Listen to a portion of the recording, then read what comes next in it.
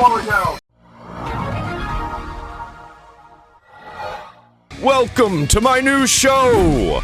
Episode 10 already! Follow me on all the things, linktr in the description. If you don't, then Bethesda is gonna protest outside of your house. Good luck sleeping. You're cocked. In today's video, Papa Meat does a recap on the bricks and minifigs situation. Reckless Ben finally released part 3, and it's worse than we thought. Mizkif dropped the Imuru lied files, and it has the internet flipped sideways. Free cash scam is everywhere right now, and all your favorite YouTubers are promoting it. Like this video right now. Let's get it on. Starting off with Papa Meat going over everything that has happened with bricks and minifigs and Reckless Ben up to this point. Welcome back to the Papa Meat channel. How you doing? How you doing? Coming and sitting down because today we're going to talk about something you probably already heard about, and that's the ongoing chaos between YouTuber Reckless Ben and bricks and minifigs, also known as BAM! Quick disclaimer. Everything we're talking about today is all things that we've seen that are public information from Reckless Ben's YouTube page, social media accounts, and from what bricks and minifigs has said online. This is just a recap, so that's the disclaimer. Is that good? I needed a recap. It's been a while. Simply trying to recover money seemingly stolen from an old, sick man has turned into a full-blown fucking nightmare, dude. Currently, a big corporation is alleged to be... Alright, I had the wrong button assigned. Alright, let's get back to it. To be abusing the legal system and working with corrupt police to silence Reckless Ben and others for uncovering the heinous acts of Why would they do that? Bricks and Minifigs franchise. Which, if you don't know Reckless Ben, we've seen some of his stuff before. He also did a video on the McCamey Manor as well, which I thought was sweet. He infiltrated it, but it seems like he goes into corrupt businesses and basically tries to uncover the truth or just expose them and like right the wrongs of stuff as well. Try to use legal practices that a lot of these businesses use against the people that they harm. I like to think of myself as kind of like the king of loopholes, you know, and so I kind of always want to go against like someone who's like the opposite. So I do like legal loopholes for good, but I want to go against someone that does like legal loopholes for bad. So this seems like the perfect battle, you know, like we're both just using like legal loopholes against each other to like get each other in trouble and stuff. I love it. I just absolute cinema. Crazy story. We think more eyes should be on the story, so we're not only going to talk about it, but we're also going to speak to Ben later in this video and get some more insight on the situation. Not everyone knew what bricks and minifigs even was until the story broke out. Essentially, they're an absolutely massive company that specializes in buying, trading, and selling Lego products, which I think we might have touched on it briefly. We did a Lego collector video, and it's like just a retail space where people can go, and it's like an in-person retail store. Yeah. It's a franchisee thing, so each person buys the store, they open it, blah, blah, blah. You can sell your Legos there. From that video... It's like a magic shop, like a Magic the Gathering shop, or like a Warhammer shop, or a board game shop. It's just for Legos. Alone, you can tell just how massive the Lego collector market is and how much money goes through that market is absurd right now. It's got to be the highest it's ever been. Oh, yeah. 100%. Oh, yeah. Yeah. In 2023, the business's massive success led to them opening around 150 individual stores, and by 2025, that number doubled. Even back during 2023, the business reported each individual... For some reason, whenever the economy gets really bad, collectibles just are everywhere. Individual store averaging nearly $580,000 in annual earnings, with more popular stores even breaking $1 million a year in sales. And lots of people have their own horror stories about bricks and minifigs, with some claiming that they're essentially the GameStop of Lego. Online, there are entire threads of people Game Exchange, more like childhood collections, easily worth hundreds of dollars to bricks and minifigures. People don't talk about Game Exchange because GameStop is bigger, but Game Exchange is just as bad, if not worse. They're just lesser known. To be offered about $50 at most at times. I think people don't realize how easy it is to just be like, put your shit on Facebook Marketplace. People will, you'd be surprised by how quick people will jump on things. If you can, because I know some people are, you're just in a pinch. I have to have the money now, but I don't know. Like your wife's kicking you out. It's you or the Legos. Yeah, me or the Legos. All right, bye. Yeah. Bye-bye. Tell you what, my Lego Ninjago set doesn't fucking... Ninjago. YouTubers like MGS Brick, for example, have documented bringing in rare Lego figures only to watch multiple stores downplay their worth, repeatedly telling them that a chrome gold C-3PO figure worth around $1,000 was obviously fake. We can touch more on what happens there later, but for now, let's look at where Ben comes into the story. The story begins with a man named Brian Mansell reaching out to Ben, given his content for his over-the-top documentary investigative styles, you know, to help him get into this company and help resolve the situation. How did you initially find out about these missing Legos? Was it it just through the Facebook post, or was there like other people that were hitting you up about it? How did you find out about that? No, this wasn't a big story at all. So I guess the YouTubers covered it, Collectors Weekly, and it only got like 1,000 views on it. And so at the end of my Lose for Valentine video, I was like, okay, if you have a problem and the police can't solve it, email me at this email. I made a whole email for it. We got a bunch of emails. And so we're just going through all these emails for like 26 hours. And we see this Lego video, and I'm not really into Legos at all. I don't really collect things or anything. But the thing that stood out to me was I used to collect we had stuff. the world's biggest Lego Star Wars collection. We gave it to a company and they're selling it without paying us. And I was like, well, that's It's funny because while I'm watching this, I'm playing Lego Star Wars in the background.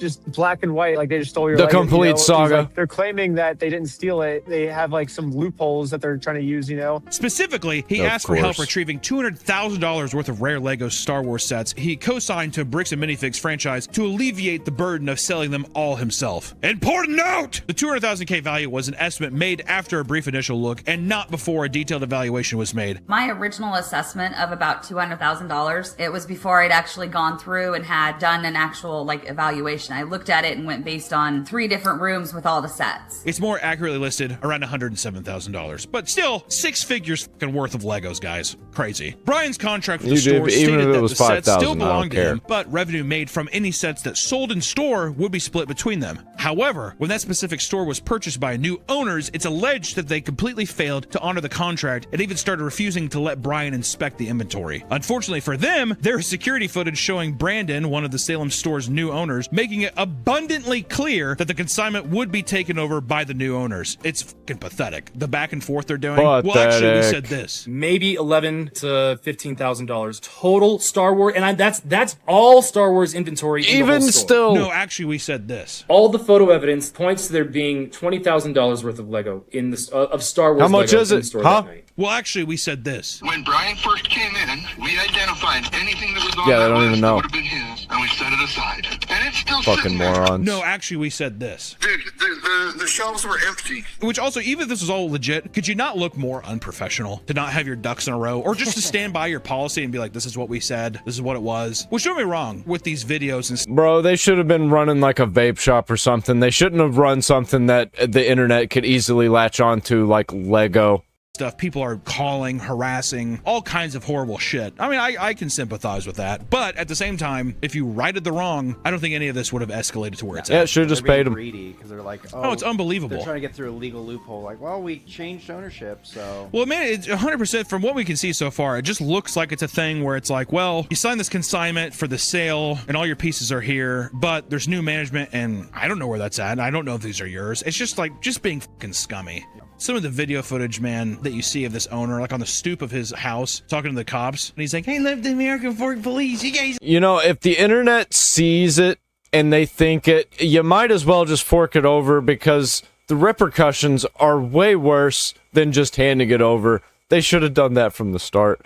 All of this could have been avoided. He's Lou, I love you. This cartoon's unhinged. Him doing that is the crit. Matter. Yeah, you guys rule. It's like, dude, fucking eat a fucking barrel, dude. My God. Brian confronted the store with a Based. contract in hand, only to be threatened with a legal battle so lengthy it would cost him more than the Legos were even worth. What's worse is that these sets were collected by him and his father over many years, and after Brian's father had a health scare, Brian mentioned being afraid to tell his father what had happened to their collection for fear of worsening his physical and mental well-being. At this point, my father had a health episode. We can't bring any stress to him. This kickstarts an insane series of stunts pulled off by Reckless Ben to confront the Bricks and Minifigs team. The series is still up on YouTube, I believe. You can still watch part of the video so far. He just can't add anything yet. It's fucking unbelievable the amount of incompetence it has from Bricks and Minifigs, and just like the amount of like, if you just would have paid back or just did good business practices, none of this would be happening. Or even just being like, okay, we fucked up, sorry. I think they're old. They're old. And they're used to the old ways of before the internet was everywhere times. They thought they could operate like businesses from the 2010s. But everything's changed since COVID. It's like everybody was kind of already online, but COVID happened, and then everybody became terminally online. it would have been fine. But now we are watching corporate suicide right now. Were you expecting it to be a lot more calm, or did you actually expect that hostility to be coming in when you went into the store? Did they already seem like fucking guns ready? You know what I mean? Brian did warn me when I went in the first time. He's like, hey, when I went to ask for my Legos back, they trespassed from the store and started like screaming at me. So he's like, they're probably going to do the same thing to you. At this point, I didn't know if Brian was telling the truth or not yet, you know? So I was like, oh, I guess I'll just go and see for myself. But I came in prepared kind of knowing that I was like, okay, I'm going to be like extra nice to them because I know they might, I want to get them to talk because that's my goal is like hear their side of the story. So I went in, I'm just like, hey, I think my friend has some Legos in here. He was having trouble getting it back. Can we like work this out? And then she's like, I'm being harassed. Call the cops. And I'm like, well, I'm not really harassing. I'm just trying to hear like your guys' side of things. If they were paying him and he was lying to me, then they would have just told me at the store, like, hey, we're actually paying him, you know? So that's why I went to the store first to hear their side of things. Just give back. Yeah, that was the moment they should have just gave it back. It just got so much worse from there. If they would have just done it right there, done the good deed, and actually helped him, they didn't even have to give it back right there and just help him out, you know? Just see what he's after. Don't be dicks. Back the set. What I'm saying is, even if it's not the money, at least give back what you have and like just do what's right. Well, make work it even with them at all. with everybody. But they've dug so far down that now they're just. Which if all these videos, you could just see how fucking gross the owners are. It's just nasty fucking practices, nasty people. And then also you have the police officers who just aren't treating it seriously because I think there's still like a stigma with people that are like, oh, it's a YouTuber doing something. To where then they're like, oh, well, if it's just a YouTube thing, that's probably nothing, right? Or it's just, oh god, so this is just a troll thing, or this is just a joke, or whatever. Just a general lack of care for a very serious thing. He's a YouTuber. He has nothing to do with the store at all. He's a YouTuber. Okay. That makes things a little more clear. He has no association He's a with the YouTuber. store. He's just trying to get content. Okay. The amount of times I heard him say stuff like, oh, this is a YouTube thing, and discrediting the case just because this is like a YouTube video or something. It's very interesting how that like it gives them a right, you know? It's very out of touch because there is so many just like annoying like meta glasses people that probably the majority of like TikTokers and YouTubers that do the meta glasses, I'd say like probably a good 80 to 90% of them are just trying to, I'm going to piss you off as much as I can. Yeah, and the bigger of a reaction you get, the more of a reaction you get, the more money I make, you know? I shouldn't be surprised by that because that is the majority of people, you know, but I would like to think that I'm a little, maybe when you first hear about it, like, oh, it's a YouTube guy. Sure, you can go in with your preconceived ideas of what that is. But I feel like even dealing with the American Force or even dealing with Salem, I don't know, did you deal with much of Salem Police Department at all in the same way that you dealt with American Fork or no? Or is that more of a distant? The Salem Police Department was, what was the Kaiser Police, technically, I guess, which is like 15 minutes north of Salem. But they sucked too, but they never arrested me, I guess. They always let us go. You know, like we would get in like our arguments and then I was like, here's the law book. And then they just kind of like ran away once I pulled the law book out. So they like wouldn't keep talking to me because I think they were maybe afraid of the law. I don't know. Or they're just like, I don't want to fucking deal with this. Which it is a very unconventional way of approaching all this. But I would say that everything he's done is legal from what we've been shown. Yeah, they don't know that. These posts would go viral. They don't know anything actually about the legal system other than how they can manipulate it, causing tons of bad PR and even a public statement from BAM. In it, they downplay the situation and claim that they don't know the whereabouts of the unsold sets. They allege that all of Ben's work and the criticism online is just edited social media clips, and according to them, all Bricks and Minifigs want is fairness and support for the LEGO community. Fuck yourself. Yeah, right. Unreal. Also, it's so fun. That's like GameStop being like, we just want what's fair for gamers. It's like, why don't you go yourself, dude? Really? Power to the gamers. Can we just like undercut you and sell you more, and then by the way, when we get criticism, we're just gonna sue? Is that a cool thing? Can we just sue? It seems that players actually don't like physical games. 80% of digital, or 80% of purchases are digital, even though like 80% of games are digital only. Biggest game of all time wasn't even getting a physical release. Like, come the fuck on. And that was before it was even announced that they were getting rid of physical. Anyway, that's a different topic, but similar. I hit the wrong button. I think that's what we want to do, actually. Oh, God. Make me want to throw up. Someone would soon leak a BAM company-wide email directly to Ben, revealing the internal state of affairs. The email directly tells other franchises how to handle the negative reactions to Ben's documentary and all other related content, which they labeled as a coordinated negative PR attack. Dun dun. Legos. One of the strategies is a new mandate to actively solicit Google reviews with every single transaction. They reveal that they are getting the FBI, Oregon State Police, and the U.S. Postal Inspection Service involved. Their involvement alongside the temporary restraining orders and it's all of them versus all of us. The entire internet. cease and desist letters would be used to silence Ben and others' content. Ben was also sued for his How'd it work website, out? WeStealFromOldPeople.com, which he uses to sell merch of their own company. By now, Bricks and Minifigs stores around the U.S. are receiving tons of bad PR because of this scandal. To combat this, BAM stated in their email that they would have reached out to Google, YouTube, Patreon, GoDaddy, and the Facebook to report Ben's content and anyone who's review bombing their businesses. I haven't heard that in a while. Patreon's own CEO made a video responding to this, essentially telling them to basically go f themselves and to sue Patreon if they want. Bricks and Minifigs can stuff it. We're keeping Ben's page up. If Bricks and Minifigs doesn't like that, they can sue us. Right? Which good luck with that fucking legal battle. All employees were asked to pretend the scandal doesn't exist, and as a backup, were given pre-planned corporate scripts and a de-escalation playbook. The company appears to be in a full meltdown as they are demanding store managers turn off comments on all store social media accounts. As stated in its public statement, BAM says its ultimate goal is to regain the community's trust and protect its franchises. AKA, please don't bankrupt us. Please don't make us basically start a new business, which is inevitably, I think, inevitably what's going to happen. Do you think so far? Do you think they're going to be able to weather the storm? I mean, no, as far as PR goes, I don't think so. I think no matter what, they're fucked. Even if they win the case against Ben, the court of public opinion is decided. Yeah, which is just like, well, these guys are pieces of shit. It's going to take years and years to regain the trust. I could see them changing their name and trying to get out of that spotlight or something. Renaming their franchise or something. I bet you that's the route they take. Or they might do a thing where it's like, someone bought us. And then, yeah, they rebrand it. Yeah, We're under new corporate management. Yeah, but they won't say that someone bought us. Yep. I don't think so. I think it's going to be all secret. They're going to delete all... Yeah, they're going to start a new shell company, and then they're just going to have that company buy it that's run by somebody else, and they're just going to take positions in that company. It happens a lot.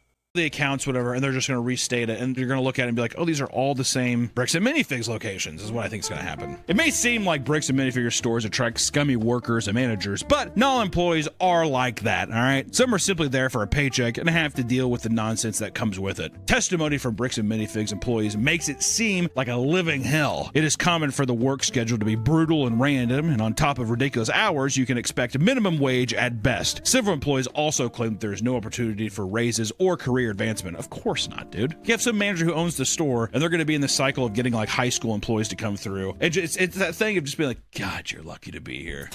I mean, you get to play with Legos all day. Clean the bathroom. Is that what they told Joe when he was working as a Lego My engineer? favorite Joe story. I wonder if we can get him to say it. My friend Joe. This it almost seems fake. My friend Joe, who's now like a very well known. He's a stand-up comedian, very funny guy. I love him. We were in animation together in school. When he graduated, he won a Lego making contest. That sounds fake. He won a Lego building competition to work for like a Lego store. Like he was basically a fucking Imagineer for Legos that's or pretty something.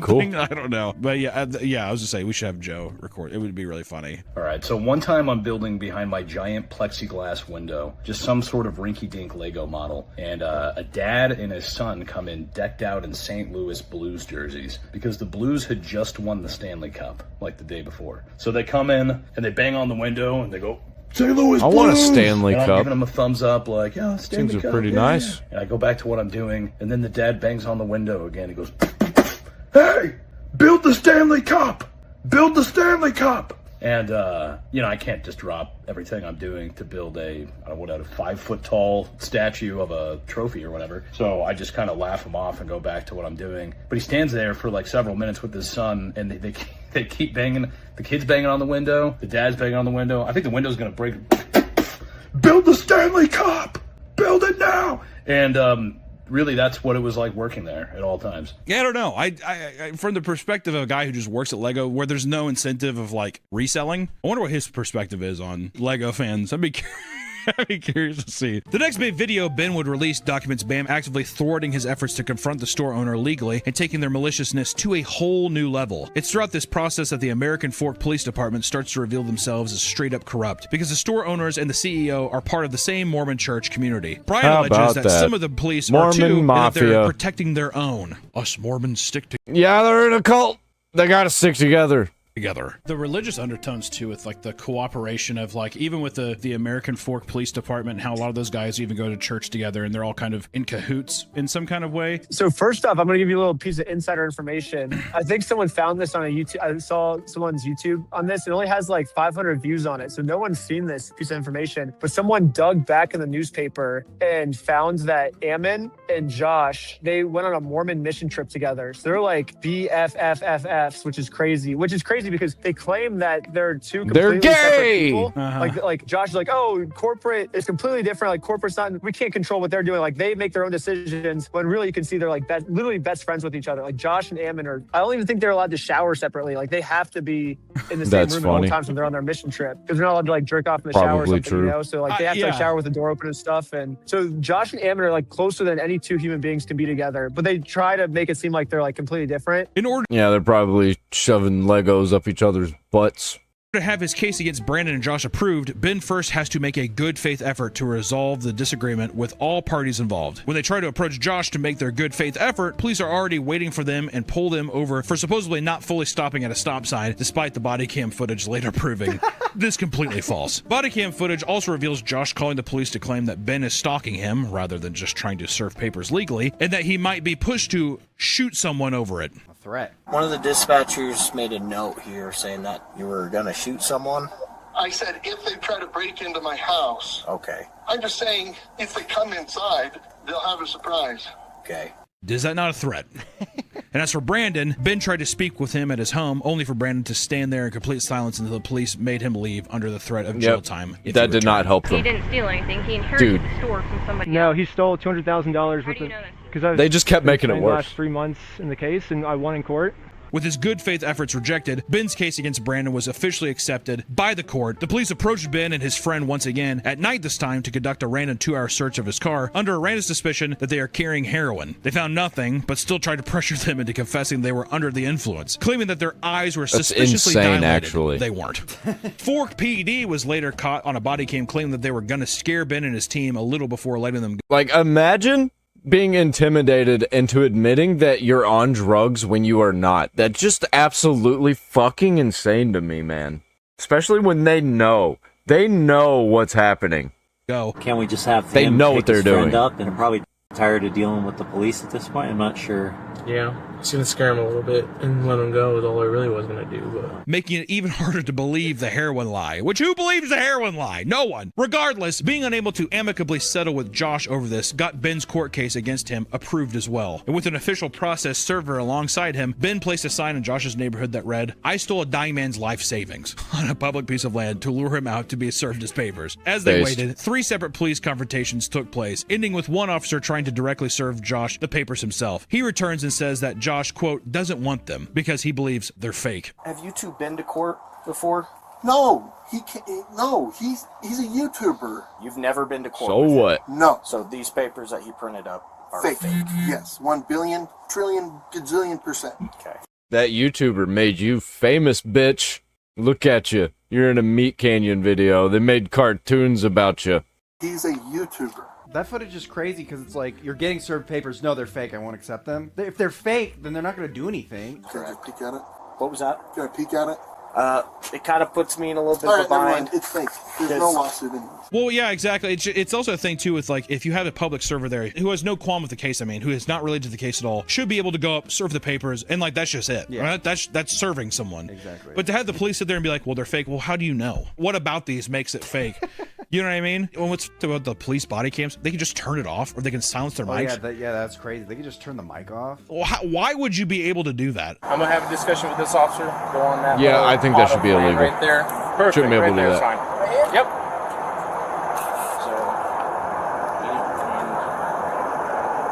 Unless there's just some reason I understand, editor, see if there's a reason that we legitimately just don't know about. But does that not sound corrupt? Okay, well, he thinks it's fake. Okay. That's crazy. Click back on. All right, we're just going to tell him to leave. A fourth set of officers confront them, this time directly calling the court to prove that the case is real. They are seen on body cam footage being told it is 100% legit. Yeah, looks like a real small claims case in our court. So they get fed up and just arrest Ben without reading him his rights. Ben gets out of jail desperately. Do they have to read the rights? I don't think they actually have to read you the rights. And honestly, I don't think they should have to anyway, because you should know your rights whenever you're dealing with an officer and dealing with the law, by now at least. Because, I mean, we got the internet. We're all smart. Don't be a fucking retard. It ain't that hard. Starts a GoFundMe for Brian and his family and advertises it with another insulting sign. Police stop by and are seen scrambling to think of what excuse to arrest him again, right? In the footage, they're just like, I don't know. Is it disorderly conduct? Why? Did it raise the police to be summoned because it causes problems? Did he come out? Is he upset about it? I guess, but that's not look at your stalking code. See if it's that. If it's not, we're going to look at disorderly. If it's not disorderly, then finding we're going to of reason. They eventually try to seize one of Cops their do phones that. and immediately arrest Ben's friend Sheldon for, quote, trying to destroy evidence after he attempts to lock his phone, which is his legal right. You're attempting to destroy. Dude, it's so fucking disgusting. Like, I like cops, by the way. I don't hate cops. I like most of the body cam footage that I see. Cops are fucking awesome. But it's this kind of shit. It's just, it's kind of everywhere in the cracks and the crevices, and you don't notice it because all you see is the viral ones that's either the worst or the best. Destroy evidence. That's a worse charge than what you're looking at. Just locking my Nope. phone. Nope. Yeah, I was just locking my phone. I don't That's think all so. I did. Okay. Soon after, their home base in Utah gets raided on a warrant that included, quote, stolen Lego, which lines up with the piece of defamation Josh threatened to make about Ben if he decided to go through with the lawsuit. You stole them, bitch. I stole the Legos? Yeah, you're Oh, he admitted it. Yeah. He stole them. Okay. You can shut the fuck up. That's your fucking choice. A future statement from the Fork Police Department claims host of the Airbnbs Ben and friends were staying at heard them Dude, that talking about response was stolen terrible. Legos, which is just so funny. If I'm sitting here and I'm like, oh yeah, did you hear about those stolen Legos? That doesn't mean that there's stolen Legos here in my fucking house, dude. Like, you could talk about things and not, you know, it's just so stupid. Every single one of them is thrown in the back of a cop car. And in this process, Ben's arm is yanked behind his back so hard that it dislocates his shoulder. Fun. That's cool. Fork Police Department, you rule! Fork Police Department would also claim that Ben must have faked his injury because the x-ray image he flashed on the screen in the video was of a left shoulder despite it being the right shoulder that was dislocated. It was very clear stock image Ben used to emphasize what the cop had done to his shoulder. It wasn't the actual fucking proof. Yeah, so I mean, come on, guys. That's not way to well X-way. It's like, no shit, dude. Yeah, I didn't notice what is going though, through your so I don't mind know. during all these altercations with the American Out of Fork Police everything. Department? And I mean, like, them fucking up your Don't care. shoulder. Did they even give you medical attention? I'm so curious So to my see. shoulder's not that bad, just Okay. because it literally dislocates like probably once a month for the last like 9 years. Like it's like a very normal thing. Like it just pops out and within a second it pops back in. Like it's like I used to have to like manually do it, but now it's my shoulders are so loose now it just goes in very fast, which is why I try not to make like too big of a deal about that. I just really hurt my shoulder like right before. It was just bad timing, I guess. Yeah. But what I'm thinking I don't know. I'm just like in shock the whole time because I usually try to be like pretty like respectful to police officers. I grew up in like a pretty conservative place where it's like you respect Same. the police officers, you know. So Pardon my reach. No, it's all Seatbelt good. on. Well, thank you guys. Thanks for being nice and cool. Thank you for being cooperative. if you show them respect, they'll show you respect. You know, Yeah. that's kind of how I've always like lived my life with police. But yeah, this is so weird because I feel like I showed them lots of respect through the videos. You know, like I was pretty open about what we're doing and stuff, and then I showed them respect and they didn't show me respect back. So it was very interesting. But it is kind How of it sad to goes. think that this is happening to other people that aren't filming, With you know, evil. and they're just getting screwed over for no reason, and it definitely sucks. Ben was released on a $2,500 bail and dodged an entire month-long sentence. Unfortunately, Ben now had a court case coming up with charges that put him at risk for a 5-year jail sentence. He had no time That's to breathe. insane. before I his didn't know it roommate was called and that claimed an long. officer stopped by their place and claimed to have a warrant for Ben's arrest. This time, it was non-bailable, and it listed that he, quote, represented a credible threat to the physical safety of a protected person. What? I wonder who that was. Now that there were police officers all over the county after Ben, he eventually fled to Mexico to continue the case without fear of being arrested. He could very well not be there anymore, but is likely not disclosing any more info about his whereabouts, where he has before. Usually he says, I'm here, I'm there. Now I think he's probably just fucking laying low. As you can imagine, PR for Bam was getting even worse during this time. This is when Eamon agreed to go on small Lego channel streams to explain more of his side, during which he does something that Bam has done on more than one occasion, uses employees as a shield to gather sympathy for problems their company caused. We legally can't direct franchisees Disney does that shit, who to man. hire, who not to hire. The They think they're franchisee will Disney. be held accountable, but we actually can't fire or step over the line of that. We're Lego company. Why are you being so Okay. mean to us? Isn't that what it feels like? Oh, they're bad. I'm not bad. I'm a 46-year-old man playing with Lego. I'm 48. My wife has sex with other men. It's unfortunately true that people have become so infuriated hearing about how evil Bam is that they began harassing employees in review bombing locations that had Yeah, nothing that's- to do with the that's on him. controversy, which is a shame. That doesn't mean that you should go into a store and like fucking actually physically hurt anybody or whatever. But if you're review bombing shit, I mean, it's fucking blame Eamon, dude. Blame your fucking head honcho. He's the reason that this is all happening, right? And Josh and the Fork Police Department. A lot of people to blame. Yeah, it's got a lot of things. There's a lot of things, a lot of targets you could throw up there. This Mental actually illness. hurts Ben's case, as BAM can now lump him in with the people that are doing these targeted attacks and harassment and label everyone as malicious. And it doesn't help that there have been both death threats and bomb threats made. My name is, I'm gonna you in the way you've never seen. You're the next one on the line. We go down from Salem, Oregon, and we come down the list. In fact, Ben alleges that Eamon called the police directly and claimed he planned on shooting up the store and burning the place down if the sets That's are not returned. insane. Which, don't recall Ben saying that. They sent people in saying they're going to murder our manager. Yeah, that's They just sent a lady straight in, up and the a lady's lie. like, oh, I'm going to murder you to Amanda, the And they manager. believed it. Obviously, these are all fake threats. I would never do something like that. The police think that these are real threats. So now the police from Why? Los Angeles, from Utah, they're all working together. I mean, they didn't get any evidence for anything to arrest Reckless Ben on in the first place, so it makes sense that they would just make shit up. Now to catch me. As we mentioned earlier, one YouTuber, MGS Bricks, visited multiple locations with a large collection of minifigures, including a Chrome C3PO. Yeah, a Chrome C3PO. Put the value up on screen, which we all already know. Of the 4 stores he visited, fuck. 2 offered 18% and 19% of his collection's value. The other 2 stores offered a measly 6% and 10%, meaning that on the low end, one store offered him $96 for his entire Lego collection. Oh my god, that's insulting. You know what's weird though is do you not Oh man, I had a friend back in the day who had probably $10,000 plus worth of Magic the Gathering cards. He sold his whole collection for $100 so he could buy drugs. Sad. He totally got ripped off. He was looking for more, but they were like, no, this is what I'm giving you, or go home. And he was like, fuck, gotta have them drugs. get a better reputation if you actually just kind of pay good 50%, 50% of what's worth? 60 feels 60 good. over half. Yeah. Well, you got to think. Yeah. Then they're only making 40%. I'm only making 40%. Your Chrome. I mean, like it's a Chrome C3PO. I don't really know the. I'm not gonna sit here and pretend that I know the value of these things. But I'm like, if I sold that little motherfucker for a percentage, I'd be walking out of the store and I'd be like looking back at him and shit, just sitting on the counter. When he went to the final store, he sent his friend in to make the exchange since the store knew who he was. After the employees combed through the Lego and handed them back, MGS Bricks noticed that the rare 30th anniversary Chrome C3PO valued at around $800, damn, was missing. Both men checked the car and the collection again before heading back inside. As soon as they walked in, they saw the rare minifig sitting on the employee. These Legos, they're worth so much money. Employee's desk. And when they confronted him about it, the Bricks and Minifigures employee handed it back to them, saying he had somehow forgotten to return it. What a fucking snap. Oh, that's weird. Whoopsie poopsie. How did it end up in my purse? Sorry about that. That's called stealing. No. I just took it for myself. Yeah.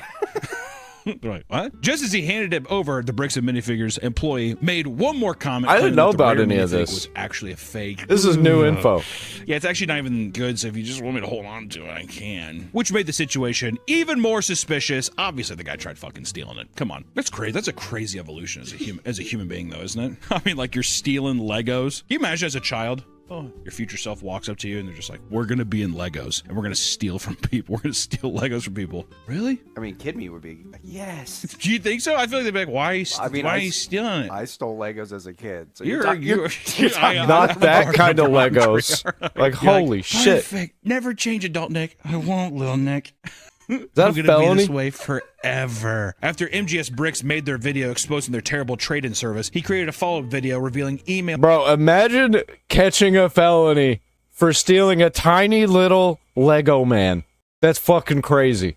From COO of BAM, Matt McNeff, and their responses have some parallels, going on and on about how the store owner of one of these locations is currently handling the passing of his grandfather, and how another employee is directly involved in preparing to undergo heart surgery. He also claims there have been death threats made by people calling the store due to MGS Bricks video. It's just, cool. the sympathy bait is just, well, he's only going because his grandpa's real sick, so let him be a piece of shit. He's going through a lot right now. Okay, he's getting heart surgery. He could be an asshole. criminal and he can rob from you. Okay? Yeah, I feel like they're too far Money! gone, but at one point they could have just been Money, like, you know what? guys! We're sorry. Let's make this right. Even if they couldn't get the let's say for example they sold some of the set. You know what I mean? Financially get what was worth and give it to them. Buy the sets back and be like, One and that's money, $1,000,000,000%. You don't It's too far understand. now. If they did it now, you'd be like, well, you guys are just fucking. If they would have gotten called out and they're like, no, even I need a later on in the rebuttal, no, we didn't do that. Yes, you did. Okay, fine, you caught us. Sorry. Wait, okay, here, just make it right. You could have been totally even Stevens on everything, but instead you're just being a fucking. I mean, just you're being Lost greedy. even That was more another money. thing too is even like how polite you were, or at least how civil you were with going to corporate. It made me think about, was there any specific action that corporate took that you believe like unnecessarily escalated this situation as a whole? How corporate responded to things? So first off, corporate is involved. Second off,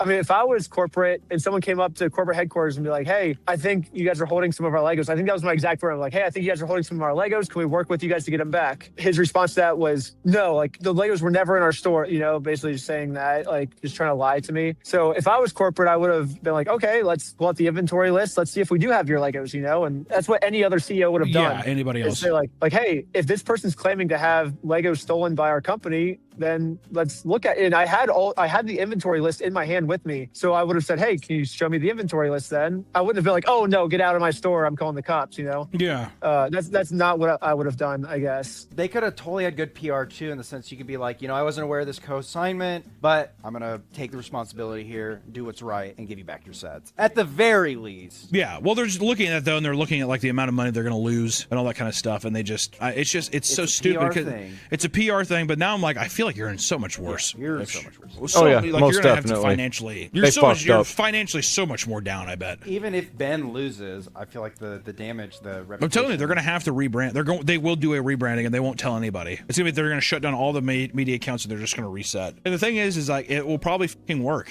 Oh, unfortunately. Nah. People were heavily anticipating the third installment Somebody of will the series, find and them. Ben was working on it nonstop to the point where it was starting to affect his health. This excitement would come to a sudden halt, however, and a short update video was released instead. Brian, Ben, and his team are now in the middle of a RICO lawsuit filed by BAM. Due to the nature of what's in the video, releasing it would result in him losing his $300,000 lawsuit, and the GoFundMe would be taken down as well. In the video, he withholds directly stating that the company's name to avoid any kind of trouble. The GoFundMe we made for Brian will go straight to this mystery company that I am no longer allowed to talk about. Ben explains that there has I wonder yet to what be a mystery moment company for him that to share was. his side of the story with the court, despite having footage as evidence. He believes they don't want the video released because he Legal directly system's discusses the stupid, false man. bomb threats and murder threats they're claiming were made. Shortly after the video was uploaded, Ben's GoFundMe was briefly shut down for reasons he also claims he can't talk about, under fear of it landing him in jail. But thankfully, as of June 10th, the GoFundMe seems to have been brought back up. More information is coming out every day regarding this whole situation, including an important update from BAM on June 4th that states Brandon and Joshua made a mutual agreement to no longer work with the company. Ben has claimed in the past that his entire channel has been demonetized for a very long time, so he isn't able to hire expensive lawyer despite everyone begging him to do so. So, while watching and sharing his video is a great way to spread awareness, you can directly support him by checking out his Patreon and supporting his cause. And for a lot of the content that he makes, it is fucking really cool. And we just wanted to need to bring more light to situations like this. I mean, it's just a creator doing something fucking awesome, making extreme waves in terms of like getting something done And to being the point very where now entertaining. stupid fucking like judicial systems are getting in the way and just kind of, I mean, halting somebody's progress for trying to right the wrongs of a thing that could have just been very easily solved. But instead, greed has taken over, and now you have a fucking Lego company threatening to put somebody in jail for 5 years for trying to like right the wrongs of trying to like help somebody get their collection back. I mean, and just like as a last thing too, I'm just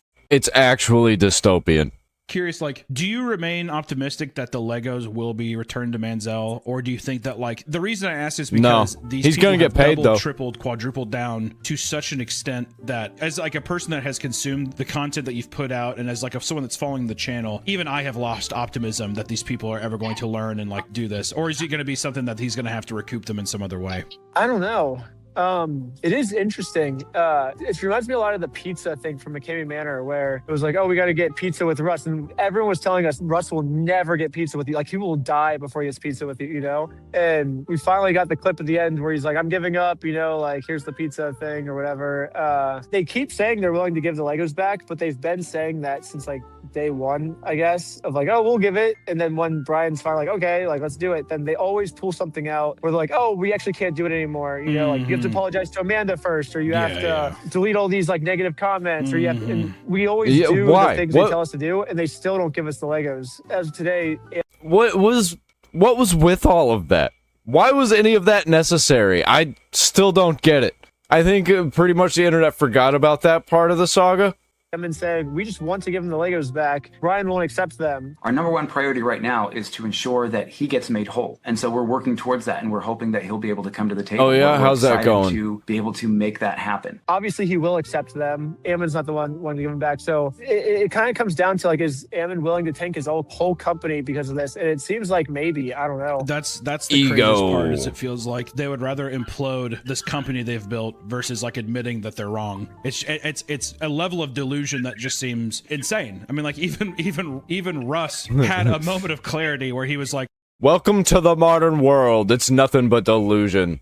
Okay, like, I get it, you know, but this is coming, you're talking with major news networks. This has become such a huge thing. It's crazy to die on this hill. It's just unbelievable. And that leads me, I guess, to like the final thing of how can we, like, is there any way to support you or Brian in this time of, like, I know that you have a Patreon and stuff that we wanted to plug and shout out and stuff, but is there any other way that we can help? Yeah, probably just those two things. Yeah, Brian's GoFundMe's been going crazy. And obviously we passed the goal within like a few hours, but Brian is now being sued by Bricks and Minifigs. Of course. Why wouldn't we? Not only did they steal, that's still happening. To sue the person they stole from for literally no reason. Well, they got to squeeze as much as they possibly can out. You know, if they've dug this deep, they got to keep digging. It seems like, my God. Yeah, and they're trying to get us for RICO charges, which lawyers are saying we're obviously trying to get it dismissed. So if it gets dismissed, we might be good. But if it doesn't get dismissed, they're saying it could be like millions of dollars in lawyer fees, which is crazy. So then the GoFundMe would just be a small fraction of that. But the good news is it would take about 2 years. So I think within 2 years, we probably could raise that because we'll just keep making content about it. I don't think they'll survive 2 years, honestly. Really too worried, but yeah, I think the GoFundMe and Patreon, like all of the money from Patreon and GoFundMe right now is just going towards like a legal trust is what we put it all in. Yeah, it's crazy. That's damn, awesome. it's not even going to him. That sucks. Can clear itself up soon. I appreciate you taking time. These are just some thoughts that we had in this crazy fucking roller coaster you're on, but I mean, you're doing a fucking crazy good thing, man. I mean, very selfless, and I mean, I know all your viewers appreciate it, and I appreciate it too, so thank you so much. I appreciate the content. That's sick. It's been a fun journey for sure. It's awesome. I just love going on like fun adventures and stuff like this. If you can help people out, then it's just fun for me, I guess. I don't know. No, I don't. I think that's a perfectly reasonable answer. It's a sickening thing that's happening right now. You don't really know what to do, and all we can do is the only thing we have, Nick, is this channel to talk to people about it and to tell people to go support Ben's Patreon and help him fight this case. And also, hopefully, that whenever this is all said and done, we can hear some more of these stories that I know he desperately wants to say. Bricks and Minifigs, go fuck yourself. You guys suck. Right. Awful, also, terrible. I want to preface this Hope too. you crumble. It doesn't mean that any Suffer, of you should bitch. go and harass and do it like bomb threat. There should be nothing of harassing these locations because it will not help anybody. But it's important to realize that like there is a shark in the water and there's blood in the water and these motherfuckers are lurking around and stuff. You know what I mean? So just be mindful of that. Be sure to tell your friends to never shop at Bricks and Minifigs. I hope it fails. I hope it fails and that all the employees, or it's their regular jobs, I hope they're able to find something quickly, and that everyone at the top, I hope you never own a business again, you predatory sacks of shit. Is that fair to say? That's fair to say. Okay. Guys, until next time, we will see you in the next one. But like I said, be sure to check out Reckless Ben's channel. It's fucking insane. We did a very quick deep dive into this whole situation. Part 3, just so you guys understand baby. what we were trying to tell you. But the videos, you got to check them out. Our edit will not do it justice. You need to go watch the videos. It's fucking appalling. It'll get your blood boiling. And like I said, fuck you, Bricks and Minifigs. Fuck you, all of you who are involved in that. Almost said something bad. Can't say that, right? We can't say that. Suck a barrel? Is that what he's trying to say? Suck a barrel? It feels good saying it, though. Reckless Ben had his case moved up to federal court, and they allowed him to release part 3. All right, boys, today is the day. I'm about to go to court, and I don't even know what I did wrong. Yeah, Bricks and Minifigs Went is against making the up corpos. tons of lies about me to the police to try to get me thrown in jail so I can't release my documentary about them. But the crazy part is I'm not even allowed to know what they're saying I did. Legally, I'm not allowed to film inside court, so I formally requested the audio, but since there was no visual, I hired an animator to animate over it. Hell yeah. Cartoons. Right now, I kind of don't even know what I'm being charged for because all of the body cam footage has been redacted, and they say it's to protect the victims. However, I think there are some redactions that maybe don't make sense and that weren't to protect the victims, and there's some things being said about me that are redacted I don't know about. I do have some concern. Is this why it was released? In this case, with the defendant representing himself, the allegations here relate to the fact that the defendant, he's a person he's a YouTuber, creates videos, publishes them online, and has been, if this defendant were to represent himself and we were to provide body cams and discovery, he's only doing it for the content, nothing else. It doesn't matter. It's still a bad situation. We would be now providing additional information and fodder for this defendant to create videos from which he could profit by placing them on YouTube at the expense of our victim. I have serious concerns for that. Oh, you do? Yeah, the state of Utah is claiming that if they tell me what I'm being accused of, then I'll use it for content on my YouTube channel. And they can't have that. They're arguing to the judge that the best thing to do is to not let me know what's being said about me, which is very strange, but that's their argument. And just in case you haven't been following along with this whole Lego story, this is all happening because I think they're in help China. a family who got their Lego collection stolen from a company called Bricks and Minifigs. And for the last couple months, this company's been doing whatever they can to get me arrested so they can keep all the Legos for themselves. And this isn't even just me speculating. One of their own employees literally told us what their plan was. I got a call from my boss. And it was That's so ridiculous, man. Dang. Actually had to start a real life Lego cult that basically turned into a religion at this point, except our savior, our messiah, is still around. Reckless Ben. They didn't get him, at least not yet. But eventually, Bricks and Minifigs found out that I'm not just some random kid. I'm actually a YouTuber making a documentary on the entire scandal. So the YouTube guy is named Reckless Ben. I don't want to be on YouTube. Yeah, this is when things really started getting crazy. Bricks and Minifigs went into ultimate defense mode and was going to do whatever it takes to prevent this documentary from coming out. First, the police got a call saying I had heroin on me. This officer is going to conduct the search of your person because there are substances in the vehicle. And obviously, they found nothing. But then they got a call saying that I was the one that stole the Legos. And I got swatted by the entire police department. Included in the warrant are Legos. And we all got arrested. But right when I got out of jail, I got a warrant for my arrest for some mystery crime that I committed. It seems like this guy might live in LA, or his last known address is in LA. Yeah, the police showed up to my house all the way in Los Angeles to arrest me without bail. He was like, just tell him he has a warrant for his arrest. But the police couldn't arrest me. And you're where he actually is? Just tell him he has a warrant. Okay. I was somewhere very far away. Good. But anyways, back to court. The judge is looking at signing a protective order to protect Josh and all of his statements about me. If this protective order gets signed, then I'll never be able to find out what he's claiming I did. I got bad news. I don't think we have any more budget for animation, dude. Oh, shoot. So how do we animate this next court scene? I guess if we have to not pay the lawyers, then I guess the animation's more important, right? Yeah, we decided maybe the lawyers are actually more important. So what? No, yeah, we the ran out of content. animation budget. Sorry, guys. The court's inclined to sign this pre-trial protective order unless you have an objection to it, Mr. Schneider, and the objection Damn you, Bricks and Minifigs. to such an order. Yes, I think there's a bunch of misunderstandings in this case, and so this person doesn't want to get exposed, so he's making up a lot of lies about me to order to get me arrested before he gets exposed. So that's what this whole thing's about. However, before I was allowed to show any of the overwhelming evidence I have to support my claims, the judge didn't care about the evidence and signed the protective order anyways. What the Schneider, fuck? The court's going to sign this order and serve it upon you. So the court has made it clear they do not want to look at the evidence and they want to protect Josh and Brandon for some reason. And now I have to somehow fight a court case against all of these mystery crimes against me that I have no clue what they're even saying I did. So this whole mess is happening in American Fork, Utah. But I'm also being charged with another case. Bro, this is some Franz Kafka-esque shit.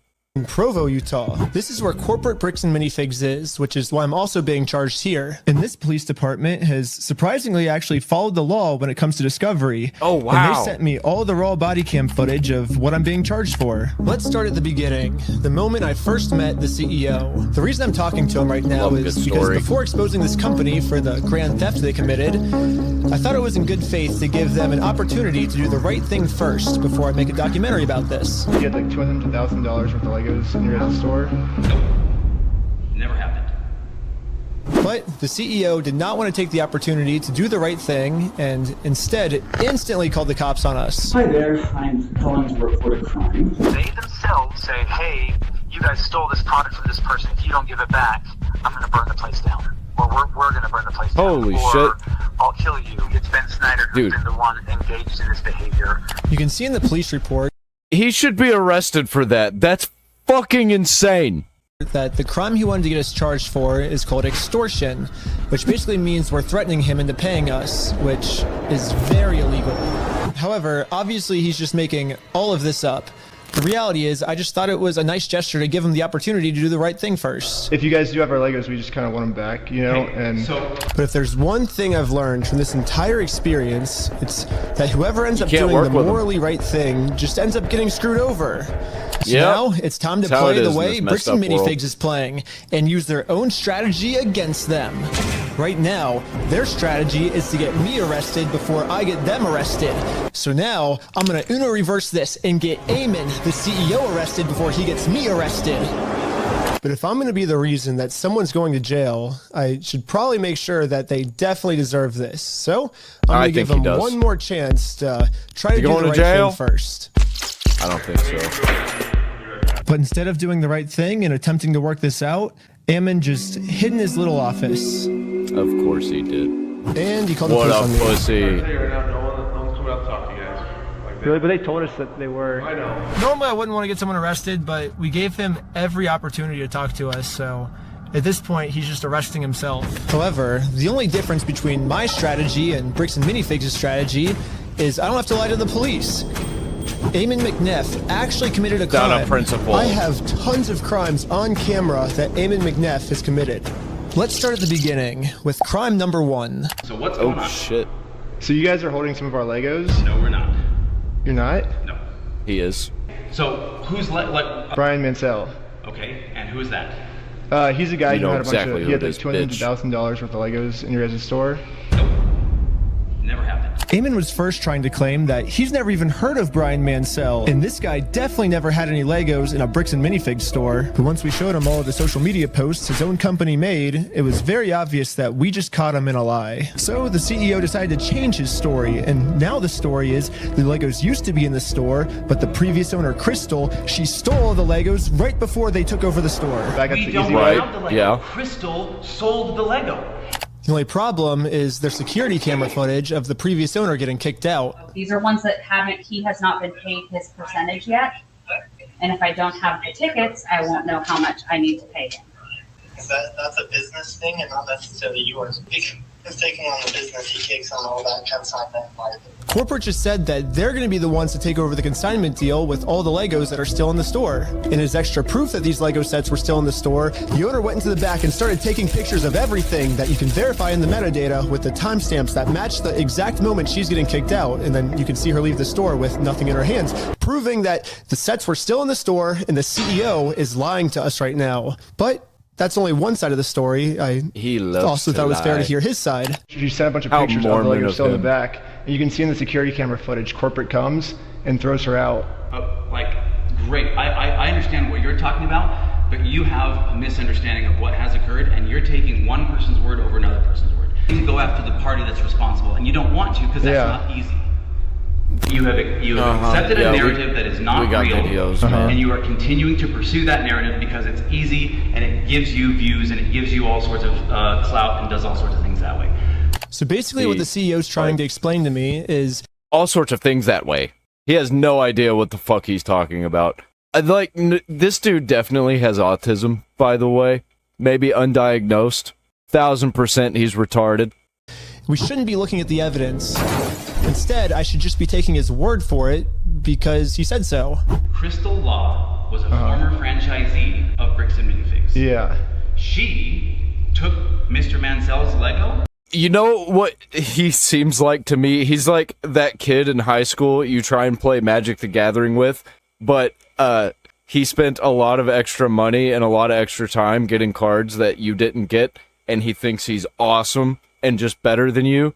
And when you win, he's just like making up rules, making up ways for himself to win because he doesn't want to lose a fucking card game.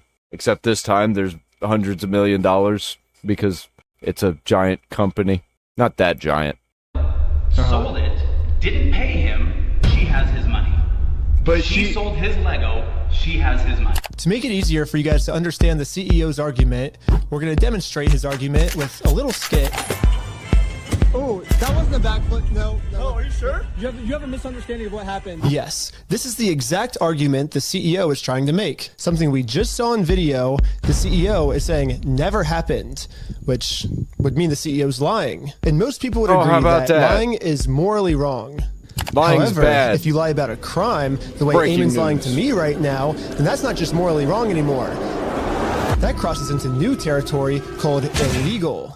The specific crime is called Illegal. obstruction. If someone commits this crime, they can get arrested. Oh shit.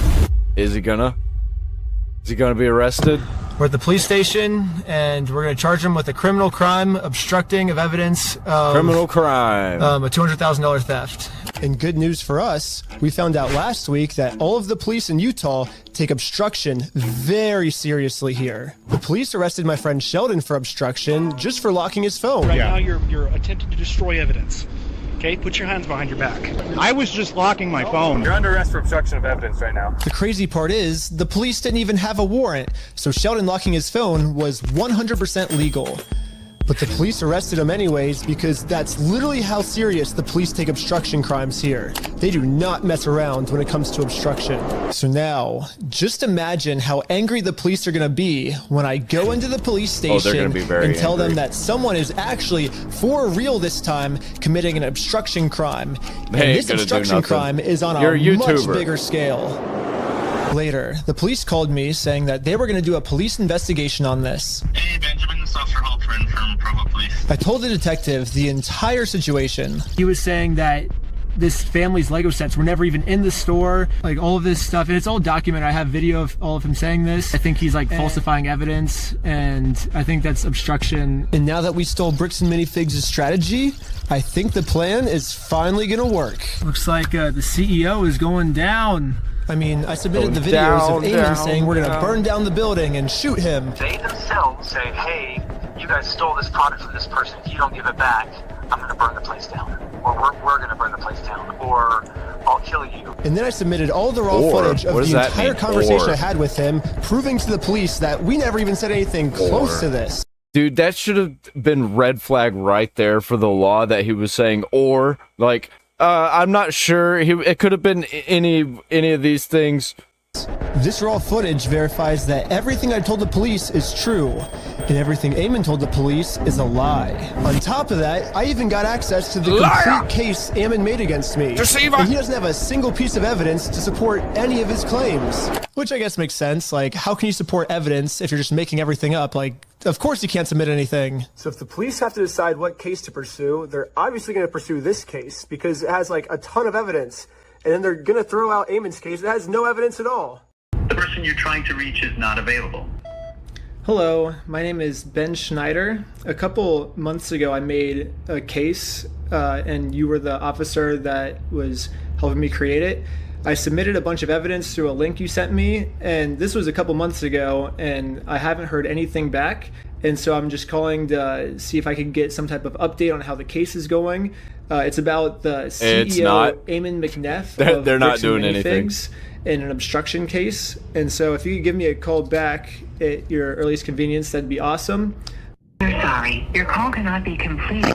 Yeah, literally no matter what I tried, I could not get a hold of this police officer. So I'm traveling all the way back to Utah to go back to the Provo police station in person to see how the police investigation against Ammon is going. And I just so happened to get a hold of the police schedule and arrived at the exact time this officer was supposed to arrive. But before I could speak to this officer, one of the other police officers called into the front desk and asked to talk to me. I'm not seeing him on duty right now. Really? They said he was going to be here today at 3 o'clock. There's always the chance that they might have called out sick or something. How convenient. Is there any way that you can like check if he's here, or? He's definitely scheduled to be here. Like I said, they might have called out sick or something. Are you able to look and see how the case is going? All I really want is kind of just an update on the case. No case, huh? There's nothing. Something that I can tell you over the phone. Okay, you can't even just tell me like how it's going, like if he's still looking into it, or? No, I can't. That's not something I can do. Okay, of course. Well, thank you. So basically, I came all the way out here How to find convenient. 0 answers. But eventually, I did find an answer. They sent it to me in the mail, and looks like I was right. The police only had time to take on one of our cases, and it was Ammon's, not mine. What the fuck, man? Yes. Just like the every case that step of had the an way. Overwhelming amount of evidence. They thought that case was garbage, and they took on the case that has 0 evidence at all. In the police body cam footage, after the police watched my full conversation, proving that I didn't threaten to burn the place down or literally anything, they are against him. even admitted to Ammon that there was no credibility with his entire case against me. Corrupt as fuck. No extortion code that would fit your situation. However, you know, at the end of the day, we do want to help you guys, you know, having to deal with this fool and all of his issues. What? We did find that there was another code that fit, and it's called aggravated commercial obstruction.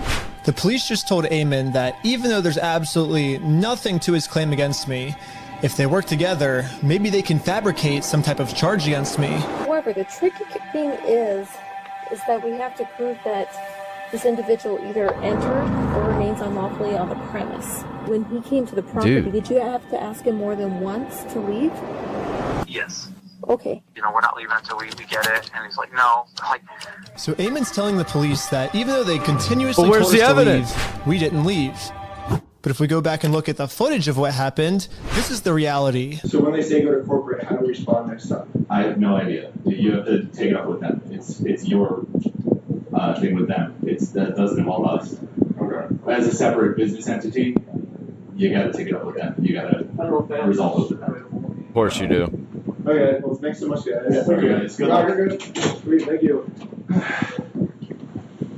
Hey, do you want to talk to them? They're on their way out. If you want me to grab them or not?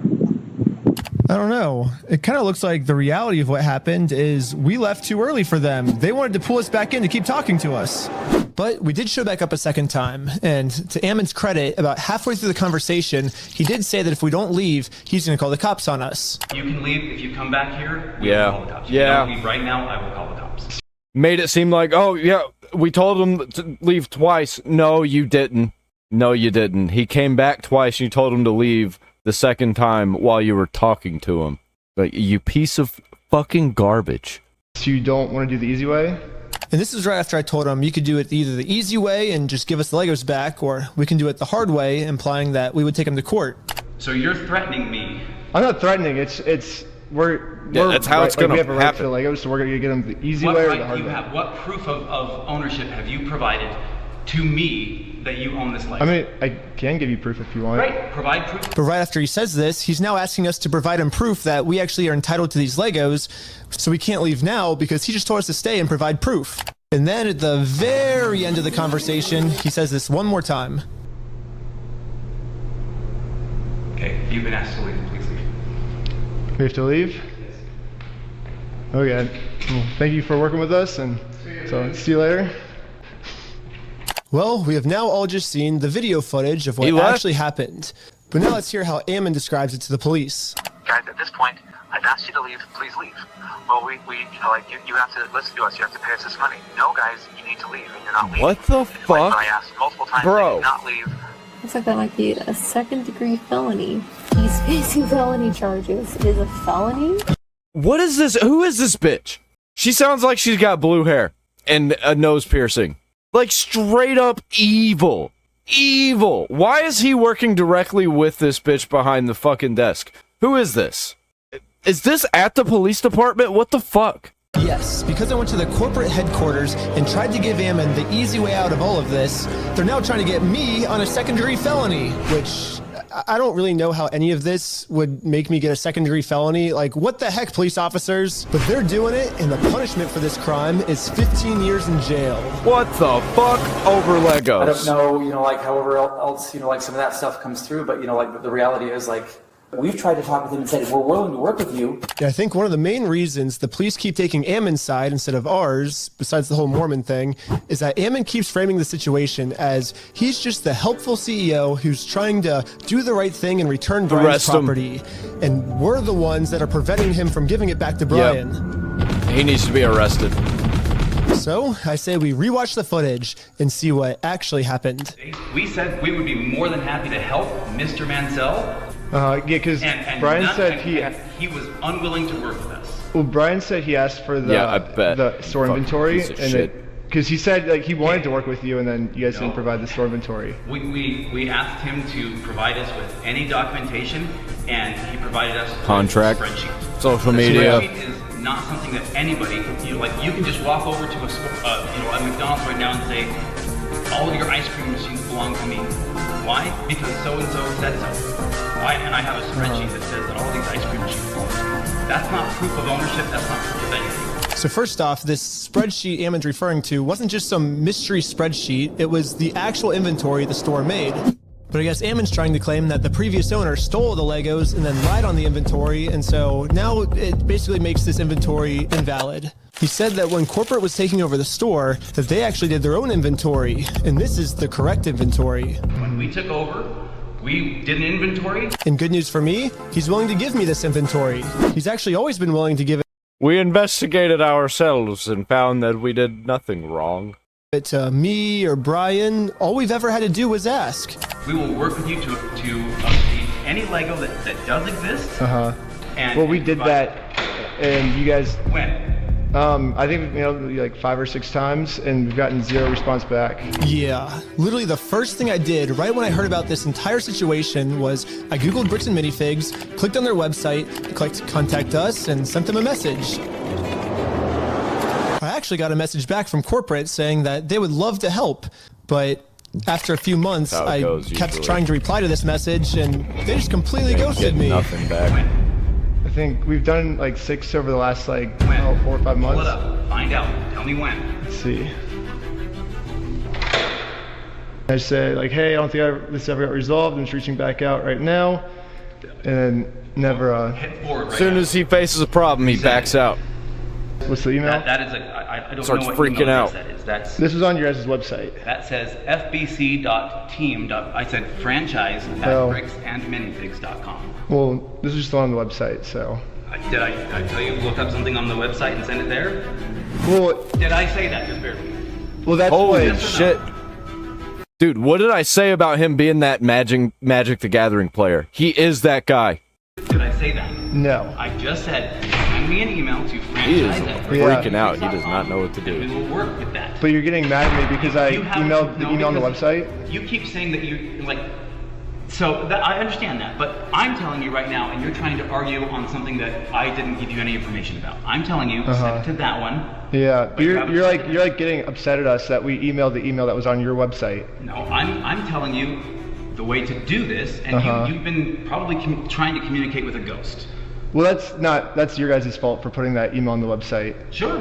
Okay. Understood. Ben, so why are you getting mad at us because we emailed the website for your instructions? You continue to harass us for all sorts of things. I'm not getting mad at you. Well, we're not harassing. We're just asking for our Legos back. If someone stole money from you and you went and politely asked for the money back, is that you harassing them? It seems like Ammon kept either trying to stall or switch the subject. It almost seems like he doesn't want to actually give us this inventory. What? He keeps saying he's willing to give it to us. You guys can send that inventory list to us? I do believe so, yes. I think we have sent that to Brian. He says he said that's all he wants is the inventory list, and he'll stop like bugging you guys. Well, then, Mr. Mansell and you, and if you want to be included on the emails with Mr. Mansell, that's totally fine. You guys can email us. Did it ever happen? But you guys will give him the inventory list? Because he said he's been asking for it for over a year now. We can show the inventory list. What do you think? Did it happen? When the store was originally taken over from Crystal Law, and we can work through that Who? process and try and identify what was or wasn't there, and also try and identify how to proceed from there. Yeah, I think Brian gets upset because he says they always say that they'll send me the list, kind of like how you're saying, oh, we can send it easily. But then when it comes down to it, you'll never actually send it. So maybe if you actually go ahead and send Never it, do it would anything. make him feel better. Well, They can't. I They ain't got it. understand what you're trying to get at. We're more than willing to work with you and help you. That's what I'm saying. Send an email to that email address that I just gave to you, and that will produce results. But anyways, I sent an email to the email he told me about, not the one on their website. That's a bad email. Don't ever email that one or the CEO is going to be pissed. But according to Ammon, now that I've sent this email, I should be receiving the inventory list very soon. So I waited all day. Nothing. And I got no answer. Yep. So the next day, How I about sent him that? another email. I patiently waited again for about a week. Nothing. And finally... Oh! This is the response. Mr. Schneider, BAM Franchising Incorporation will not participate in any form of communication that appears designed for public provocation, harassment, fuck? or manipulation Okay. of facts for the purpose of media content. Yeah. Attempts How about to that? obtain privileged or confidential Instead of it being nothing, they had to tell him that there was nothing. information through misrepresentation or the creation of fraudulent documents. Just for me asking for this inventory list to prove their innocence, because I want to give them the benefit of the doubt. I want to be like, hey, if you're innocent, I want to prove that you're innocent with this inventory list. But now, by me trying to do that, that's criminal behavior on my part. And considered harassment. I think they are doing some other illegal shit behind the scenes, and I think that's why all of this is happening, because they're trying to protect that. And we reserve all rights to refer such behavior to appropriate legal authorities, It's now- aka the cops. So don't ask for our inventory list, or else we're going to call the cops. Yes, Bricks and Minifigs has officially banned me from ever Weaponizing asking for the this police. inventory list again. And I'm not the only one who's banned from asking for this list. He promised us a full inventory right away. We've never received it. Yeah, and every time it's been just absolutely nothing. So we've never gotten anything. We've never gotten an inventory list. Yeah, because they're the doing previous illegal owner shit. who got her entire store stolen from her by corporate. I mean, she's legally required to get sent an inventory list, and even she, 2 years later, has not gotten it yet. It would have resolved everything because they would have had to identify everything in the store, and it would have identified all of Brian's stuff, and they never provided it, so we couldn't then demand the third-party evaluation. They do this shit to so many people. Guaranteed. It's just never been on this scale. It's probably usually like a few $100s here and there, and people just don't want to fight a giant corporation over that. And it's now, what, a year and a half later? Who knows what. Still no inventory. Dang. So would have solved a lot of problems a year and a half ago to go, here's the inventory. And even Brian still hasn't received this inventory list yet. I've never received an inventory list. I've never received Yeah, a they're record of just lying. sales because they can't provide it. They opened the store up almost right away and started selling it. And the worst part about all of this is it seems like the CEO is pretty much just trying to rub all of this in everyone's face. When I turned on the news, I saw this. Now, as far as offering Brian the inventory, have you gone through the store, figured out what was part of his collection, taken inventory, and shown him that inventory to offer that? We've tried to share those with Mr. Mansell in hopes that he can see, that we were not attempting in any way, shape, or form to withhold anything. Those then were offered to him, and the initial offer was rejected. So now on public television, Ammon, the CEO, is telling the world that he tried to give us this Why? inventory. Why would you do but this? We're the ones that didn't want it. We do want to help him recover as much of the collection. Our number one priority right now is to ensure that he gets made whole. We know that we have a responsibility to work with him to make sure he does get made whole. So you've offered Brian the inventory of sets that was in the store. Yeah, whatever was left over, we've offered that on multiple occasions. So we've tried to make multiple offers. Dude, and, everything he says is a hopefully lie. We'll be able to get them to the table so we can discuss it. And this is pretty much Ammon's game plan now. Go on as many news stations as you can and lie. The entire time we were saying, hey, we want to help, we want to help. The main narrative now seems to be Bricks and Minifigs has always been trying to give Brian his Legos. I mean, if you can get the media to lie with you, you just kind of convince them that Reckless Ben is a right-wing grifter. Back, but Brian just never wanted them back. Would you be willing to just take this? And the answer was no. It was attempted to be given to the family, and it was refused. They made the offer and said, hey, you can have all this. And that offer was not accepted at the time. Well, that's Ammon's side of the story, but I say let's take a look at what actually happened. Read from the bottom up.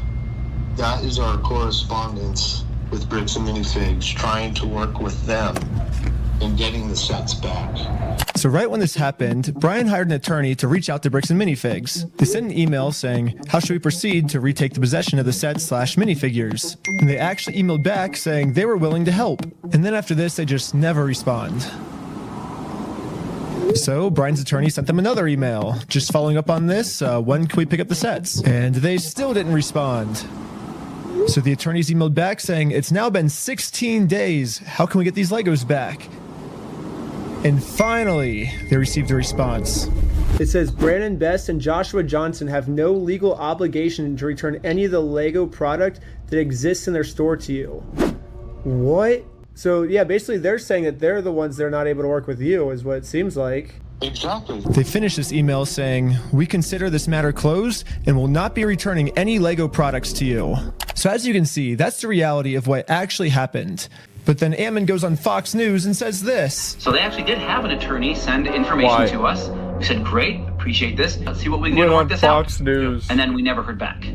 So why is Ammon going on like Fox News then and saying, we wanted to give Brian his stuff back. He's the one that didn't want his stuff back. He didn't want any of his things.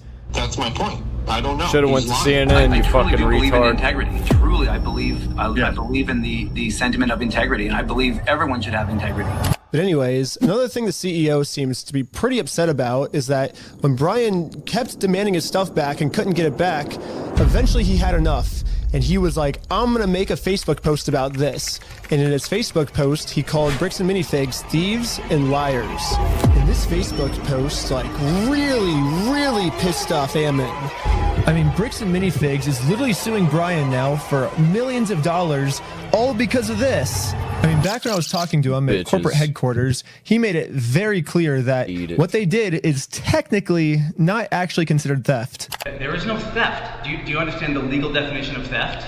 Legally have to mean So the definition of knowing that the property was stolen or otherwise not belonging to that person. And on my phone, that was not known until Mr. Mansell came in days later and said, I have some of these things that need to be... And that's another lie again, because... It is not another lie. So I showed Ammon the security camera footage where corporate acknowledges that they are now going to be responsible for these Lego Star Wars sets. These are ones that he has not been paid his percentage yet. And if I don't have the tickets, I won't know how much I need to pay him. That's a business thing and not necessarily yours. He's taking on the business, he takes on all that consignment liability. And after showing him this footage to try to bring the conversation back to reality, this was his response. Now extortion? Because we caught you guys? No, because you are attempting to extort us, so... Do you even know what that means, bro? What you are doing right now is illegal. It's an extortion. So catching you guys in illegal activity, that's illegal on me. Nope. We have done nothing. See, I agree too. I agree. Nope, it's not illegal on us. Thank you for... We have done nothing illegal, and you are doing something illegal right now. I don't think that's illegal. I think us catching you guys for doing the illegal thing doesn't make that what we're doing is illegal. That means what you guys are doing is illegal. You confused him. He doesn't know what to say. You broke his brain. He just has to call the police. Okay, you've been asked to leave. Please leave. We have to leave? Yes. Okay. Well, thank you for working with us. And After just going around in circles for probably 30 to 40 minutes and just, it seemed like 30 to 40 minutes to me. less than genuine questions or less than genuine responses being given to me, you know, I was exasperated by the end of it. And that's, you know, like when people get tired and exasperated, that's when, like, we finally got the footage delusional, that we can use to make bro. him look like a completely unreasonable monster, you know, like, so, but that's what they do is, you know, people whose goal is to do those types of things, they just harass and go after people as long and hard as they can until somebody breaks and says something that, you know, then they can, you know, use that one clip to be like, oh, look at this horrible monster of a person. So that's what I feel like has kind of really happened here. So Ammon's claiming that I just harassed him for 30 minutes and finally he got fed up with us, which that was the one clip at the end that I used in my documentary. So I say let's go to the very beginning of the footage, my first interaction with them, and see what actually happened. So what's going on? So you guys are holding some of our Legos? No, we're not. You're not? No. Yeah, literally from the very first sentence we ever exchanged with each other, Ammon's goal was just to lie to us. But anyways, I'm now starting to think that the only reason Ammon wanted us to email him about the inventory list wasn't actually give us the inventory list, but actually it was a trap. Yeah, Ammon only wanted me to email him so he can find out my email and subpoena Google and find out all of my private information. What the fuck? You think I'm lying, but they actually did this. They subpoenaed Google asking for all private information Now we know this. tied to this email address. And Google Now sent them like dropping the hundreds shit of bucket. hours of all the raw footage from everything I've filmed to the Lego video so far, all my emails, all my search history, all the metadata that shows everywhere I've been. But anyways, this was the reaction of the police officer after she watched my entire first episode. I'm really curious to see, like, if this fool even makes any money doing this YouTube stuff. I'm like, if it's enough for Is that him to any of your travel business? to another state just to go get some footage. It doesn't even sound like his like secret information They sound awful friendly, don't they? doesn't even seem credible. She needs to be From my locked up. understanding. No, so it sounds like you were able to watch the video. I think by secret information, the police officer is referring to the security camera footage that proves that everything Bricks and Minifigs is saying is a lie. My first question is, how could this not be credible? It's literally just video evidence of what happened that night. But at least now I can see why the police aren't listening to me. They're basically just saying that all of the evidence I submit to them is not credible and therefore case closed. Ben's wrong and we're right because we said that the evidence is uncredible. At this point, Bricks and Minifigs is working with the police to just come up with whatever story they can to make any evidence I give them seem as uncredible as possible. In all of his actions to just generate clicks and likes to get, you know, like social media clout without putting in work and just doing the crummy stuff. Interesting. He seems like a fun gentleman. No. Oh, and you know, his MO really seems to follow somebody who's like a paper tiger, right? Like who, like behind, you know, or like a keyboard warrior. They'll make threats. And this is the craziest part of the video to me. Ammon's claiming that I'm a keyboard warrior. And a keyboard warrior is basically just someone who talks a lot of smack online, but then when it actually comes down to it, they won't do anything in person. Which, I mean, if we look back at the footage, I accomplished almost everything I set out to do. I didn't get scared of anything. If someone in this story is a keyboard warrior, almost I don't exclusively think it's me. in person. I think it's Bricks and Minifigs. I mean, let's double check by looking at the footage. Ammon claims with his words that he can give us the inventory list. We can show the inventory list. But when it actually comes down to it, he's terrified to give it to anyone. Bricks and Minifigs this entire time has also just been begging me to sue them. If you think it's illegal, why don't you sue me? Let's go to court. Sue me for us. Sue me. Let's go to court. Let's go to court then. So when I finally go out and actually sue them, they close down their store. And now Bricks and Minifigs is going to absolute extreme lengths to hide from this lawsuit. Are you okay if she just gives you the papers so we can just... No, I'm not accepting service from her. Absolutely not. I mean, Bricks and Minifigs is showing all of the signs of a keyboard warrior, but for some reason they think that I'm the keyboard warrior. At this point, it almost seems like everything Bricks and Minifigs is doing, for some reason they think that I'm the one that's the one doing it. Yep. I'll keep my fingers Insane, crossed for you delusional guys. people. No more Nothing but issues. There's projection so many all other the things that fucking this guy time. could, like, be talking about, right? No, 100%. But sometimes, you know, like it's a sunk cost fallacy. They just think, oh, I put so much time and effort into this. I gotta make sure something happens. Oh. All right. Thanks, guys. Appreciate it. Yes, Ammon just completely proved my point. Obviously, I'm not suffering from the sunk cost fallacy at all. Ammon's the one suffering from the sunk cost fallacy. I mean, they literally already admitted to me that they've held onto the Legos for so long, it's not worth it for them to give it back to us anymore. I'm not going to distribute those things at this point. We've kept them on hold for this long, so. Let's see what else Bricks and Minifigs is accusing me of. Well, they're suing me for defamation. But this entire time, Bricks and Minifigs is actually the ones defaming me. They themselves say, hey, you guys stole this product from this person. If you don't give it back, I'm going to burn the place down. Let's go to the next thing Bricks and Minifigs is accusing me of. Extortion. When they're the ones actually extorting me by saying if I don't let them steal the Legos from us, they're going to make up a reason to throw me in jail. You stole them, bitch. I stole the Legos? Yeah, you're a fucking thief. Dang. Okay? Okay. You can shut the fuck up. That's your fucking choice. Bricks and Minifigs is also getting me for RICO charges. They're charging Reckless Ben for RICO. I think they dropped that, I think though. it is more likely that the police are guilty of RICO, right? And if you look at the CEO's previous businesses, he actually got sued for RICO. He's the one guilty of RICO, not me. They're also accusing me of sending a sniper to shoot out the windows of the McNeff house. You guys want to come to you and see the window and see where they were shooting from. It could be a sniper blade on the hill. When the police got there, they realized it was actually a construction worker who accidentally shattered the window. Oh my God. That it happened from construction work than it happened from some random people across. Dude, they actually thought it was a fucking assassin. Oh my God, dude. Holy shit. These people are fucking brain dead. They're allowed to vote. Fucking deport them. The way.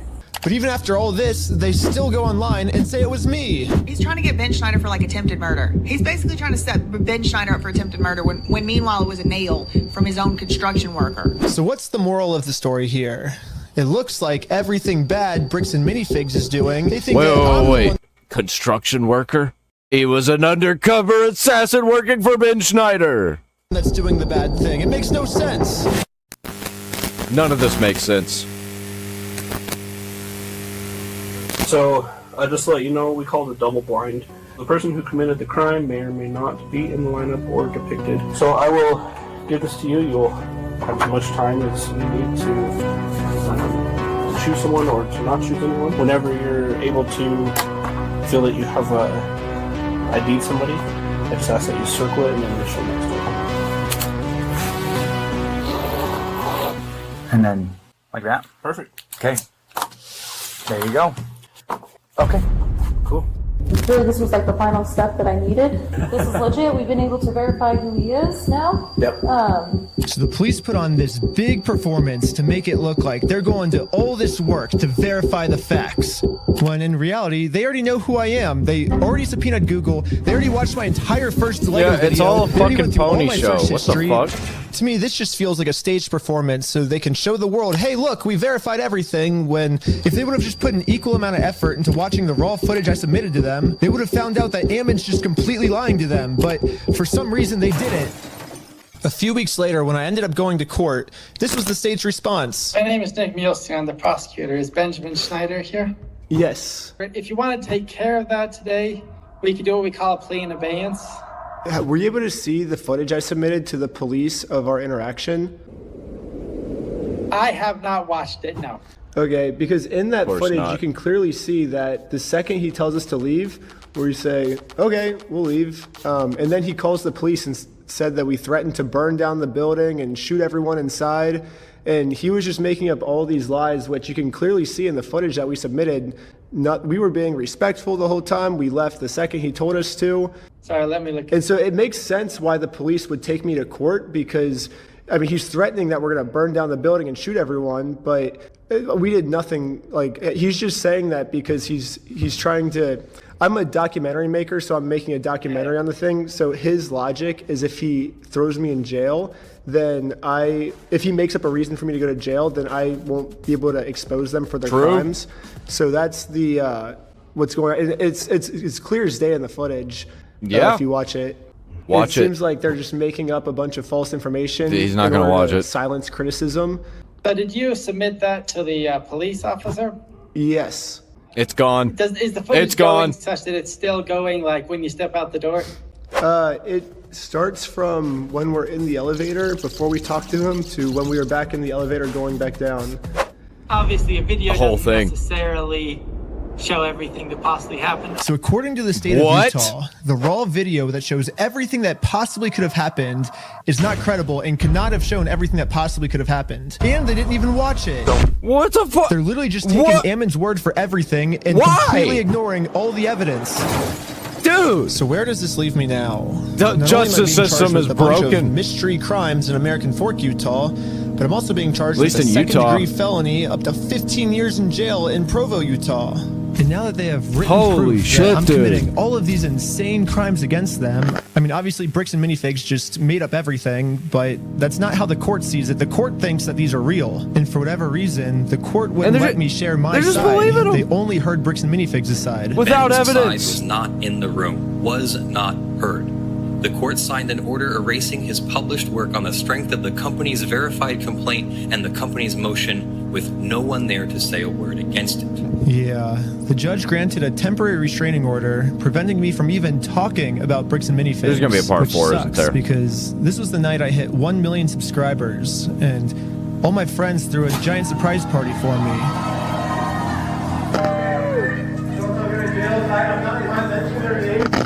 Yeah, Bricks and Minifigs gets to just keep spreading their lies about me, and I just have to sit in silence, and there's nothing I can do to stop them.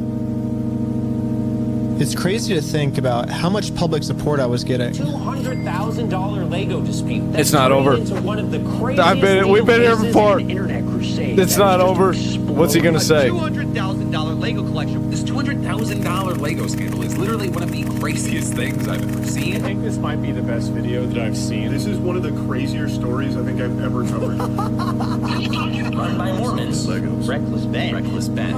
It really seemed like the entire internet was uniting to stand up to this bully of a company. Bricks and Minifigs can stuff it. Brick by brick. Brick by brick. Brick by brick. It really did seem like we were right about to get the Legos back. But I was wrong. We're still going, baby. Now the court has silenced me. And it looks like all the work I put into this was just for nothing. Oh, boy. However, people were pretty upset that I was silenced and decided to protest. Fuck yeah. It sucks that I'm not even allowed to be a part of this movement anymore. Or maybe I can be here. I just have to be in disguise so no one recognizes me.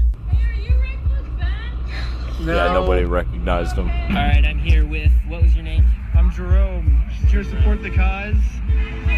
Just the American Fork local. Hi, Jerome. Here to support. Here with Jerome. I spent the rest of the day protesting for the cause, and not a single person here recognized who I actually am. And maybe the protesting worked, because after a full month of remaining silent, I finally have an announcement. Well, it looks like I don't need this disguise anymore, because I have my freedom of speech back, baby. I can say whatever I want. I can say Bricks and Minifigs sucks. I can say Bricks and Minifigs such old people. And look, I just said it. I'm not in jail, which is sick. We got our First Amendment rights back. Yeah. And now that I have my freedom of speech back, everyone is wondering how Bricks and Minifigs can make up for the fact that they made up all these lies about me to take away my freedom of speech. Most legal experts are saying I could easily win millions of dollars from Bricks and Minifigs, but instead, I have a better solution. Just give the Legos if they want to apologize, they can say that they're sorry by doing the chicken dance. And I will take that as a sincere form of apology. And once they do the chicken dance, then I will know that Bricks and Minifigs is sorry, and we can finally move on to the next video series, and it'll be awesome. So you guys might be thinking, why do you want them to do the chicken dance? And there's actually a reason. So this entire time, Bricks and Minifigs always says the right thing, but then their actions don't match their words at all. I know all about the chicken dance. So I was thinking, well, if they get given an apology, they might say the right things, but they're not actually going to mean it. So by doing the chicken dance, I'm going to basically just be giving them another opportunity to do the right thing, not just with their words, but with their actions. Better do that fucking chicken dance. Once they decide to do the right thing, then for the internet, on to the next video series and never talk about Bricks and Minifigs again. And also make sure to check us out at www.westealfromoldpeople.com, because right now we have 2 new Lego sets for sale. Yeah, this shit ain't over. Now. One of Joshua Johnson and one of Ammon McNeff. And we're only making 500 of each, and once all 500 of each sell out, we're never making any more, And you gotta buy them now because someday they're gonna sell for $1 million or something. They're gonna be collectibles. It's gonna be sick. Also subscribe to Patreon. You'll get tons of behind the scenes, tons of extra footage, full interviews. Also, part 4 is coming soon. If you subscribe to Patreon, I knew you'll be it. the first to watch it. Also subscribe to part 5. Subscribe to part 6, part 7, all the way to part 100. What is this, Rick and Morty? My lawyer said if Bricks and Minifigs sues me, which they've still not dropped their lawsuit, then it'll be at least 100 years, Bricks and Minifigs. That's 104 parts at least. So come back all the way till 100. Moving on. Mizkif dropped the file showing Emiru lied, but he is still a massive douche that nobody likes. There's been an interesting update in regards to the lawsuit against Emiru put on by Mizkif in regard to Emiru's claims about Mizkif sexually assaulting her, about being abusive in the relationship, etc. If you guys want more like general information about that, I've made a couple videos. I'll link the first one up in the corner here, probably that corner. Also, apologies for sounding nasally and a bit congested. I am just coming out of a cold after returning from VidCon, so sorry for the delay, but let's jump into what's going on today. Now, the reason that I'm talking about this is because Mizkif put out a video, Emiru Lied Part 1. This came out just 10 hours ago, and I want to go through it. Now, it's 45 minutes.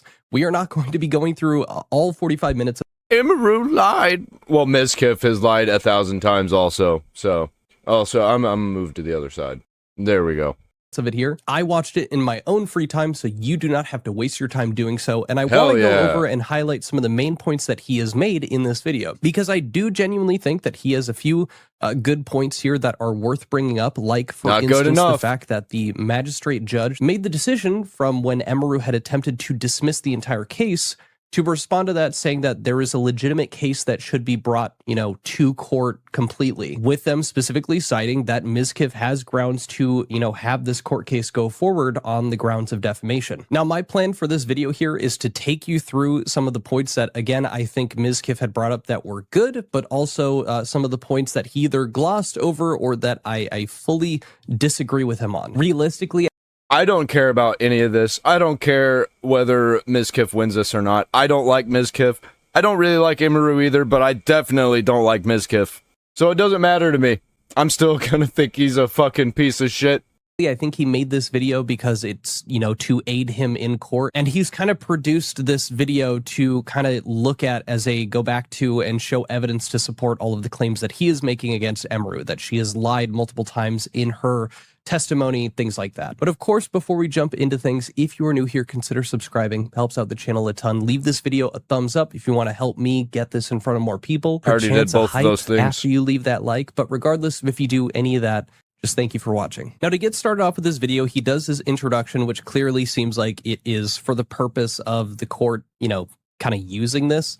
He introduces himself, his name as it is, documented in the case itself. And then he goes on to talk about, which I think is probably one of the more significant points that he brings up, the magistrate's verdict in regard to this being, or at least saying that what she is claiming about him does constitute defamation. To clarify, that's not the judge saying that it is defamation specifically, but that it is grounds for defamation, meaning that the case can move forward. By the magistrate judge, on the account of the transcript, she said she was, and quote, finally going to be opening up about the psychological and domestic abuse, stalking and harassment, sexual assault, and threats of blackmail that I don't know about the sexual assault thing, but all the rest of it's true.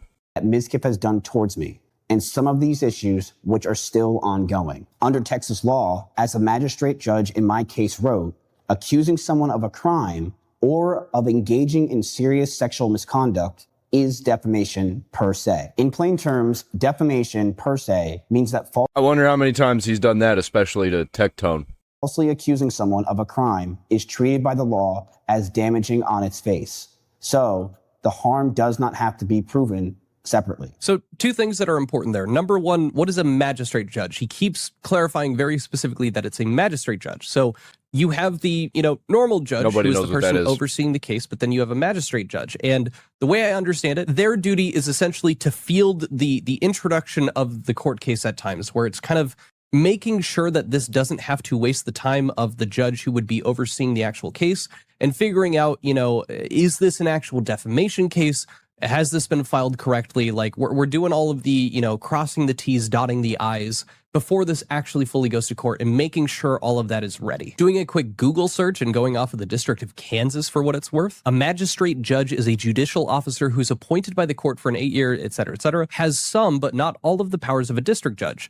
A magistrate judge may handle civil cases from start to finish if all parties consent. In non-consent cases, a magistrate judge may hear motions and other pretrial matters assigned by a district judge. So effectively, like I said earlier, they're not deciding is this actually defamation or not. They're deciding, okay, this is a case that deserves to, fully go through the court, or like it passes all the checks, so to speak. But now secondly, and kind of like getting to the heart of some of the newer information with this video, accusing someone of a crime or of engaging in serious sexual misconduct is defamation per se. Now, this has been brought up a couple of times, and I brought it up myself because the way that Emeru describes the situation of sexual assault, claiming that it was, but then describing the situation, which is not by definition sexual assault, that's a pretty big issue. And initially, because I'm not a lawyer and I don't know the law, especially like with Texas or with California, where I can totally see the sexual assault thing being real. I think that's why everybody freaked out, because they can imagine that Ms. Kiff would do something like that, the way that she said it went down. But also, I just don't fucking care, dude. Wherever it ended up getting set up. It was a tough spot to understand that Emeru is, yes, claiming this thing, but she is fully... The thing where he was driving like 120 miles per hour down the highway because he was mad with her in the vehicle, mad at her, or for, I don't know. That's just fucking insane to me. That is the worst thing probably that definitely happened. That makes me think that he's just an aggressive, raging piece of shit.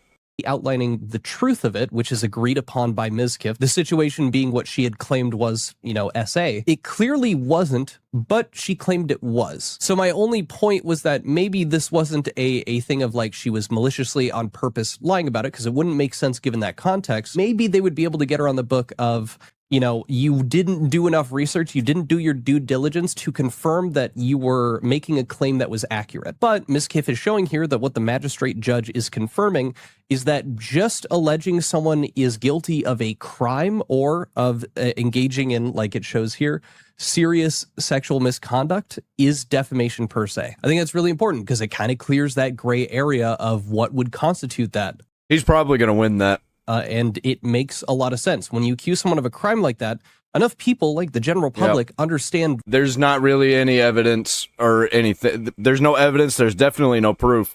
He's going to win it.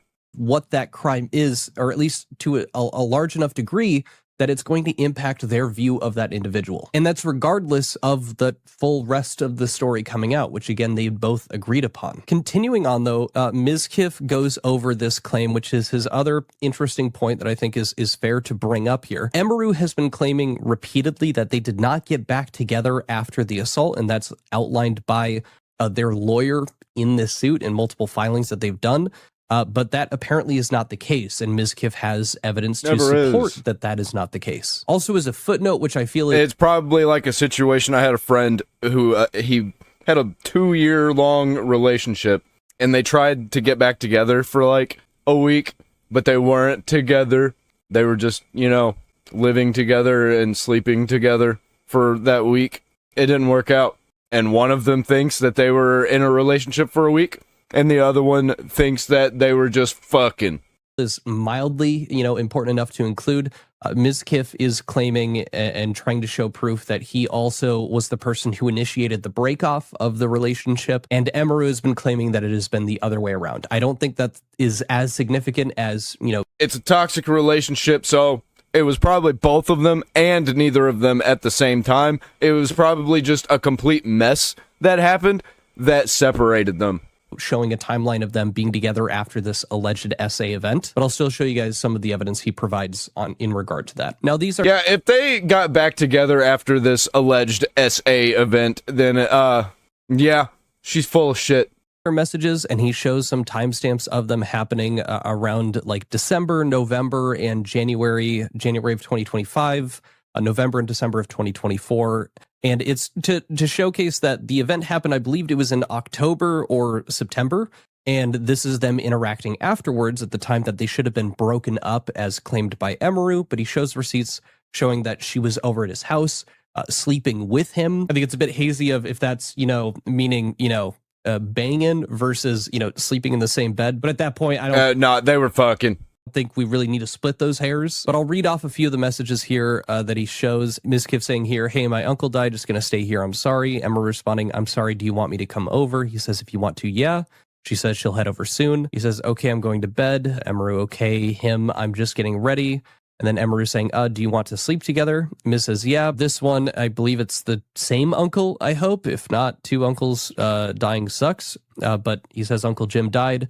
She responds, I know, way to bring it up, Emmy. And then said he was sweet. And then down here at the bottom, she says, can I call you later? Will you be asleep? Then these other messages here, you don't really need to see the rest down behind my face here, but he's talking about, okay, when you get here, can you feed Beepo? And Emaru says, yeah, so she's going over to his place. Now, these are, yes, confirming that she is going over and stuff. Is it, yes, we are in a relationship. What a fucking stupid bitch. Not really, but he does provide further messages where they're calling each other babe, things like that, which I'll show you guys now. We also have things like this here, Ms. Kiff showing this like knitted bouquet thing.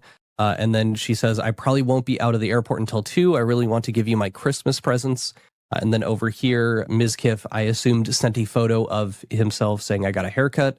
Emaru says, ooh, looks nice, very handsome and cute. They did a nice job. It looks clean. And again, this is January 4th, 2025. This is the time that they should have been broken up as claimed by Emaru. Here's that other one here, December 25th, Merry Christmas, babe, coming from Emaru. Oh, goddamn. I think I'm starting to lean. I don't like Ms. Kiff, but I'm starting to lean toward, I think that I like Emaru the same as Ms. Kiff now. We'll see when this video's over, but holy shit, dude. Why even bring this shit up? Why did she do this in the first place? What the fuck? Did Asmongold talk her into it or something? I don't think Asmongold really knew the extent of this. Here, and then this one over here, Ms. Kiff kind of responding back. This is January 18th of 2025.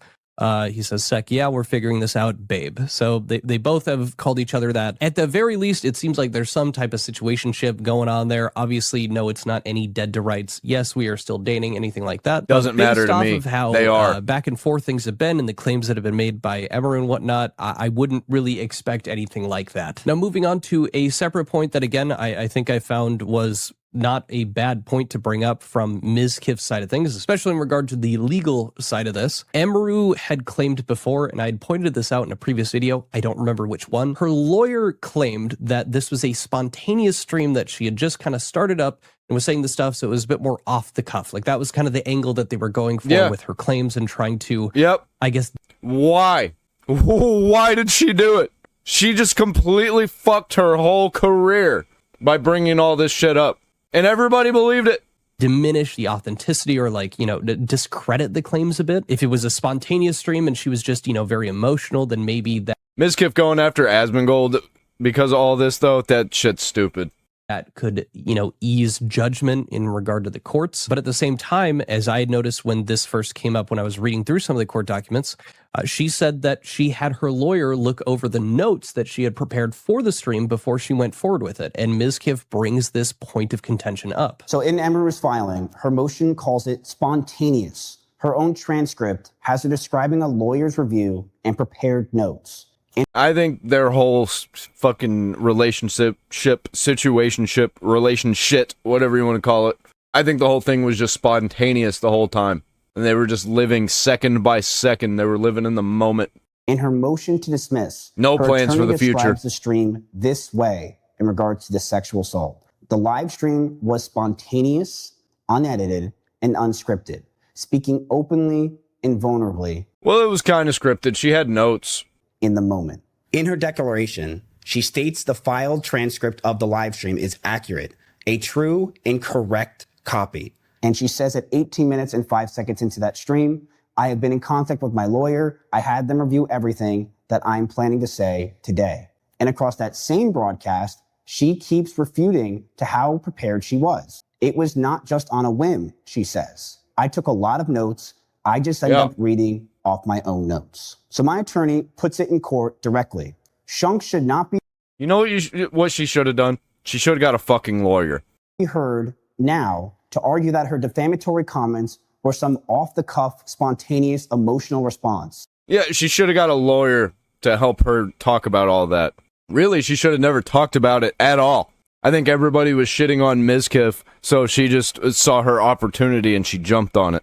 When she specifically stated that not only were her comments thoroughly planned out and scripted, that they were in fact reviewed by counsel in advance to the live stream. So her brief on the stream was spontaneous and unscripted. Her own filed transcript has her saying a lawyer reviewed and it read from notes. Now, I think this specific part here in regard to Emaru saying that it was, reviewed by lawyers is why people took the claim that she had made that it was indeed SA from Mizkif as more of like the truth of the matter. Because if it was reviewed by a lawyer, how could she be claiming that if it wasn't the case truly? It's that appeal to authority in a situation. She showed it to her lawyer friend. Situation like this that has absolutely done damage to Mizkif. I think a lot of people probably showed it to a YouTuber or another streamer. People, including myself, were leaning to the edge of Emaru's side of things, even with her describing the events as, yeah, it might not sound like it to me, but I'm not a lawyer, and she had it reviewed by a lawyer. And that really does change the perception of how you take in a claim like that. And that has been to the detriment of Mizkif. Now, don't get me wrong, there's other reasons that people don't like the guy, but in regard to the points that I have gone over so far, I don't think that he's wrong to feel wronged by them. These are claims that can have a devastating impact on your career, especially as a public-facing individual. And, going through these piece by piece, no wonder he went forward with, this defamation lawsuit against Emaru. Emaru's lawyer claimed that Emaru was stating her emotional truth and not some statement of decisive fact. Also following up, just another comment in the court filings here.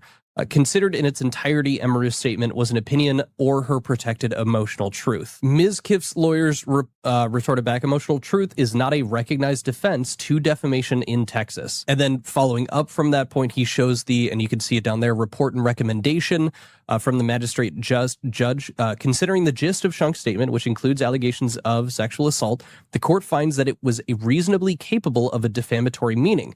Accepting Ms. Rendino's factual allegations as true and viewing them in the light most favorable to him as required at this stage of the proceeding, the court finds that he plausibly pleads a claim for defamation against Shunk based on her allegedly untrue statements that includes allegations of sexual assault. Okay, but the actual last thing that I wanted to show you guys that Mizkif seems to make a good point on, I can't really counter it. He has claimed that the restraining orders that have been brought forward, or Emaru said that she was currently in the process of getting against Mizkif, never existed. And, being in the process of, there were never any filings, and there are no filings to date of any restraining orders involving her and him. Filing a restraining order on him in both Texas and California. 20 months have now passed since the alleged incident without a single criminal complaint. Restraining order. What a fucking idiot. Holy shit, dude. Or investigation appearing in any record in California or Texas. The only active case arising from any of this is my defamation lawsuit that I brought against her.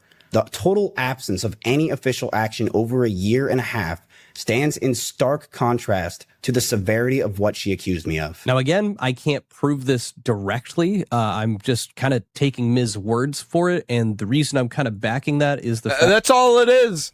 It's one person's word against the other until it's all over. So right now, we're just reacting to it. That, as you can see here, well, Frog, as you can see here, like this is set up for what seems to be the reason of the purpose of the court case that's going on.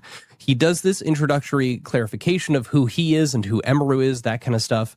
And it would be a mind-blowing fuck up to make a claim like that if there was an actual restraining order in California or Texas. Now, I know I say that, and Emaru said that she had a lawyer look over her claims and stuff before she went forward and went live, and how that really didn't seem to be the case, and it absolutely is screwing her over in the situation that she finds herself in now. Or I guess technically it could just be the lawyer greenlit that for some reason, but anyway, I dig. Leaving shit out, and we're just now finding out shit that, like, they kept the relationship going after the SA event. Like, are you fucking kidding me, man? Get out of here with that shit. I am just kind of taking this at face value. If that Mizkif called that video Emaru lied, and he's right. Does change, how you view this point that he makes. Fair enough. But now I want to jump into some of the stuff that I just really disagree with, how Mizkif is kind of like providing defense to what he's saying. And that has to do with, to start, the stalking claims that Emeru had made against him, that he was stalking her, especially at the house party that had happened in Texas. To refresh your memory, she had claimed that she had felt paranoid about maybe he was following. I don't even fucking care about that shit, man. They were both doing that kind of weird, obsessive shit. Her around at that house party a month after they had broken up. And then that culminated with her upstairs in a room with her friends, where Ms. Kiff opened the door, said, oops, or something along those lines, and then left the room. And she had confirmed in her head that he was stalking her. At the beginning of this segment, he is also showing proof that he was messaging Extra Emily, another well-known streamer, showing that he had told her that he cut it off with Emeru. So at the very least, he is providing evidence of him claiming that he had cut things off with Emeru. He's saying, bitch, I did it. I ended it with Emily. Can talk after if you're free. She says, I'm free to call whenever. He says, are you streaming? Not until Saturday. Oh, okay, I'll call in 5. Now, he has this little diagram to showcase that he had been out in Japan for quite some time after their breakup on January 23rd. So he goes on a February trip, March and May, and then he goes on Japan trip 2 in May, moved to LA. Botez poker tournament in Vegas, short trip to Austin. So it's just showing that he was not in Austin for a long time. 293 days of the year, he was somewhere else, and his time in Austin was approximately 50 days. So how could he be stalking her if he spent most of the year not in Austin where she was located? Stalking means being near someone and contacting them when they don't want it. For most of the year, after we ended it. Yeah, he kept sending her messages over and over again. Over and over and over and over and over again. I would say that's stalking. I was on another continent and then in another state. I put distance between us deliberately, more than once. And on my own stream, here is what I exactly said about it. That week, I made flights to Japan because I didn't want to sit around and wait possibly to get back together again. So immediately, as I was watching this, it was like, yeah, sure, that's one part of it. But that's kind of, really leaving out the fact that he was constantly messaging her over the time that they had been broken up and, incessantly and a bit cartoonishly messaging her like these huge walls of text. And he does actually bring it up later, except he justifies that as Emeru didn't block him on all of these easily accessible platforms. So how is that his fault then? Read in her own words, this is obviously not stalking. She was never cut off. She says that she cut me off through personal private communication, but she controlled the contact. She didn't block me, and on her own stream, she showed messages proving that I could still Yeah, that is her. the thing. I don't block people, but if somebody like Ms. Kiff was throwing messages at me like that, I'm probably going to block them because they're unhinged and insane. And people can snap and do crazy shit. You got to cut that shit out. Choosing not to answer someone while never blocking them, while leaving every channel they could use to reach you wide open, and while showing no sign that you want them to stop is not the same as being stalked. She also knew that I was going to be there. In her own words, she was aware that I would be there and chose to attend the same party, going somewhere you knew. Did you not know that she was going to be there also? Yes, you fucking did. Don't give me that shit. The other person would be at is the opposite of being followed. She also says that she felt that is true and thought she was paranoid. She does not say I actually followed or monitored her. She said that she felt that way. So I guess the point he's making is that she should have blocked more lines of communication if she wanted. You shouldn't have been fucking messaging her like a crazy person. Oh, it was actually her fault for allowing me to be crazy. What? Wants to make the claim that she was being, stalked in some way from Ms. Kiff, and he's really focusing on the stalking claim itself, maybe legally specifically. Now, I think I may see some of the point there, but at the same time, I don't think that just having the ease and ability to reach out to someone and continually message them over and over again, I don't know if them not choosing to block that person in that line of communication or the ones that he's referring to directly confirms that they wanted to receive those messages from that individual. Yeah, if that's someone thinks that they're insane. being stalked and they want to show proof of that, and you're going to incessantly message them, and they think that that might actually be something that you are continuing to do, it may be a decision on their behalf that they leave that line of communication open so that they have proof of this like incessant messaging. That's irrational. But also, that is a thing that bitches will do. They will keep a folder full of blackmail bullshit. Seems to, reference that you want to reach out to them or see them in person. And it can further defend their position that you are trying to reach them in person, even though they've shown that they have no interest in doing so. And it's like, does someone have to limit you to only carrier pigeon before you can take them seriously that they were not interested in receiving these messages from an individual? I think maybe some of my bias and dislike for Mizkif may be getting in the way in regard to this. I'm interested to hear what you guys think, but moving on to the next point. Next up thing, kind of to wrap I don't have to have bias because I don't like either of them. This up was this claim Mizkif kind of repeatedly brings up where he says that Emaru is not really acting or her points that she makes during the time of these events happening. For example, here, what we're talking about right now is Mizkif throwing his phone onto his bed, as he claims, and bruising her. I'm going to start with just playing the clip of him bringing this up. I felt terrible about it. I apologized immediately. I stopped throwing my phone that day, and we moved past it. That is the only time I ever hurt her, and it was not on purpose. What makes that more than just my word? But you threw it out of rage, though. You got a fucking problem with rage, bro. Is that at the time, her own account matched it in 2022. When she had the bruise, she did not call it abuse to anyone. She called it an accident both publicly and in private.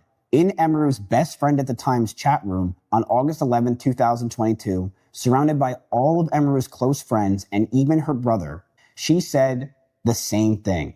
When a friend asked her directly whether something had given her the black eye, she answered that it was not intentional and called the whole thing a funny story that she would explain later. Verbatim, did someone knock you out, Emily? Emaru said, not intentionally. I got a black eye a week or two and it's finally almost gone. It's a long story, but funny as fuck. LOL, I'll DM you later. There was never a police report.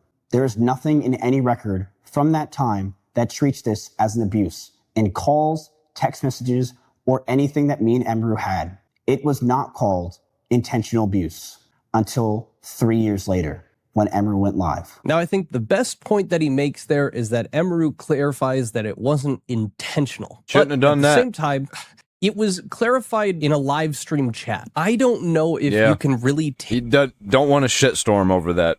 Take that for its worth when Emaru knows. Another situation that I just don't fucking care about. Let's move on. Especially being a streamer themselves, that's public facing. I don't really need to go over the diatribe of like how, domestic abuse can show up and how honestly, I just want them both to be banned from streaming. I want so many people to be banned from streaming.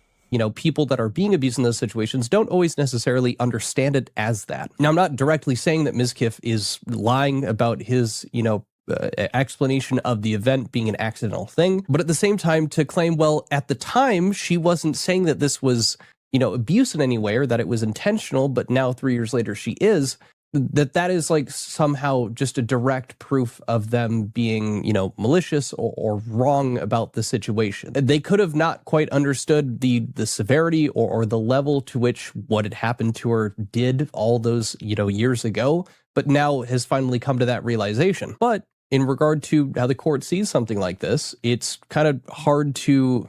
I'd be very interested to see how Emaru refutes the fact that that is what she claimed. She said it was funny, that it wasn't intentional, and that she would explain later. Curious to see... To avoid a shitstorm, that's all she's really got to do, but I don't think that's going to actually go anywhere in court. I don't think this is going to go anywhere. I think the defamation thing is going to stay. I think he's going to win the defamation part. What that explanation was behind closed doors, because maybe it was a different story and she was just keeping up an air of appearances so that people weren't making claims that Mizkif was doing this to her because she didn't want to. But also, who knows? That. Keep in mind these things that she is claiming he has done and these like negative experiences. She came forward with, afterwards. In some of these instances, years afterwards. She's not necessarily one to be, expedient about covering these, personal issues that she was having in her relationship and outside of it. Now, this all culminates with one last thing that I felt pertinent to share, which is that he's saying that there is more to go over, at least alludes to it. And this has to do with Emaru's second PC that she had sent in and had been wiped. And it seems like he has gotten some information in regard to that PC being wiped, and he's making a part 2 about all of this. There's just one more thing I want you to see.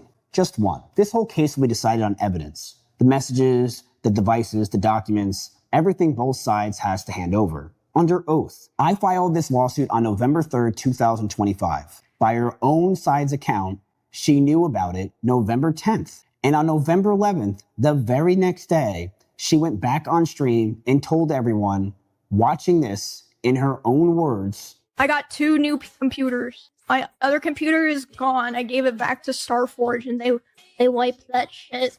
I'll see you in the next video. Seems like he is suggesting that he has some more. I don't like his energy in that. I don't like his energy that, like, he thinks that he's won. He thinks that he is winning, but he thinks that he has won already.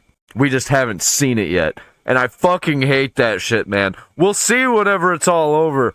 Oh, I don't want to watch a part 2, but I do. Oh, man, I love this. I hate it. More information that pertains to that. If this is anything like him claiming to be going on demon time, there isn't going to be much, but I'm curious to see if he follows up. This ain't gonna be nothing. Much more curious to hear what you guys have thought about any of these updates contained in the video. I don't think there was a whole ton, but there was, I would say, an important amount of him at least clarifying some of the points that have been made prior. It made me dislike Imaru a little more. I'll give him that. But it didn't make me like him anymore. And putting them all in one spot. I agree with a decent amount of some of the points that he brought up. I didn't know about the text messages and the sleeping together after the SA event. That shit is bullshit. But I still feel like he is trying to paint a full narrative of course, him being in the best light, which makes sense if you're using this in the court case that you have of defamation against the individual in question. I also don't believe a fucking word he says. He has to bring evidence. Anything that is... I don't even believe the evidence. It's got to be a straight up proof. And his attitude, man, he's got to fix that fucking attitude where he just thinks he's better than everybody. He thinks he's the smartest man alive. But I guess only time will tell. But that's all I've got for this video. If you indeed enjoyed it, leave this video a like, perchance a hype. Subscribe if you're new, and I'll catch you guys later. He is the only guy that I know that talks about using the hype system. Nobody uses that shit. What was the point of that? Anyway, fuck Imaru. Fuck Mizkif even more for right now. They're not on the same level. I still fucking hate Mizkif. Way more than Imaru. We'll see. We'll see when it's all over. See you in part 2. Moving on. Free cash is a scam that is being promoted by YouTubers that you and I like. And I'm very disappointed.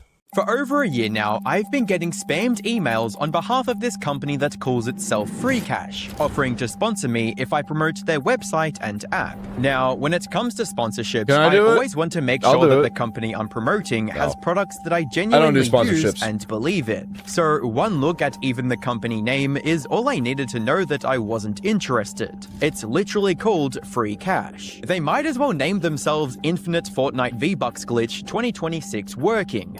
No, I mean, you do get free cash from it, but you're generating them cash through ads. You ain't getting shit from that. You might get like $2 a month in gift cards. I've played so many of these games, man, back in the day, whenever, you know, they really first started getting popular on app stores. Surely anyone with half a brain could instantly tell that a company with this name was up to no good. Nux has been using free cash a lot, and I don't blame him, but like, oh, fuck, man, I'm tired of seeing free cash everywhere, because I will never use it, and I hate these free money-generating apps that are all over the place. Just make fucking Facebook content, you know? You'll make more money, and it's the same amount of effort. Right? Do not redeem that! Do not redeem that! Fast forward a few months, and Free Cash is still non-stop emailing me. Not only have the agencies they go through been following up emails just a few days without a new response, they had continued to try baiting me by saying things like, your competitors are sponsored by Free Cash too. This insane dedication of trying to reel me. Who's the competitors? We don't have competitors anymore. We don't compete with each other online. We work with each other.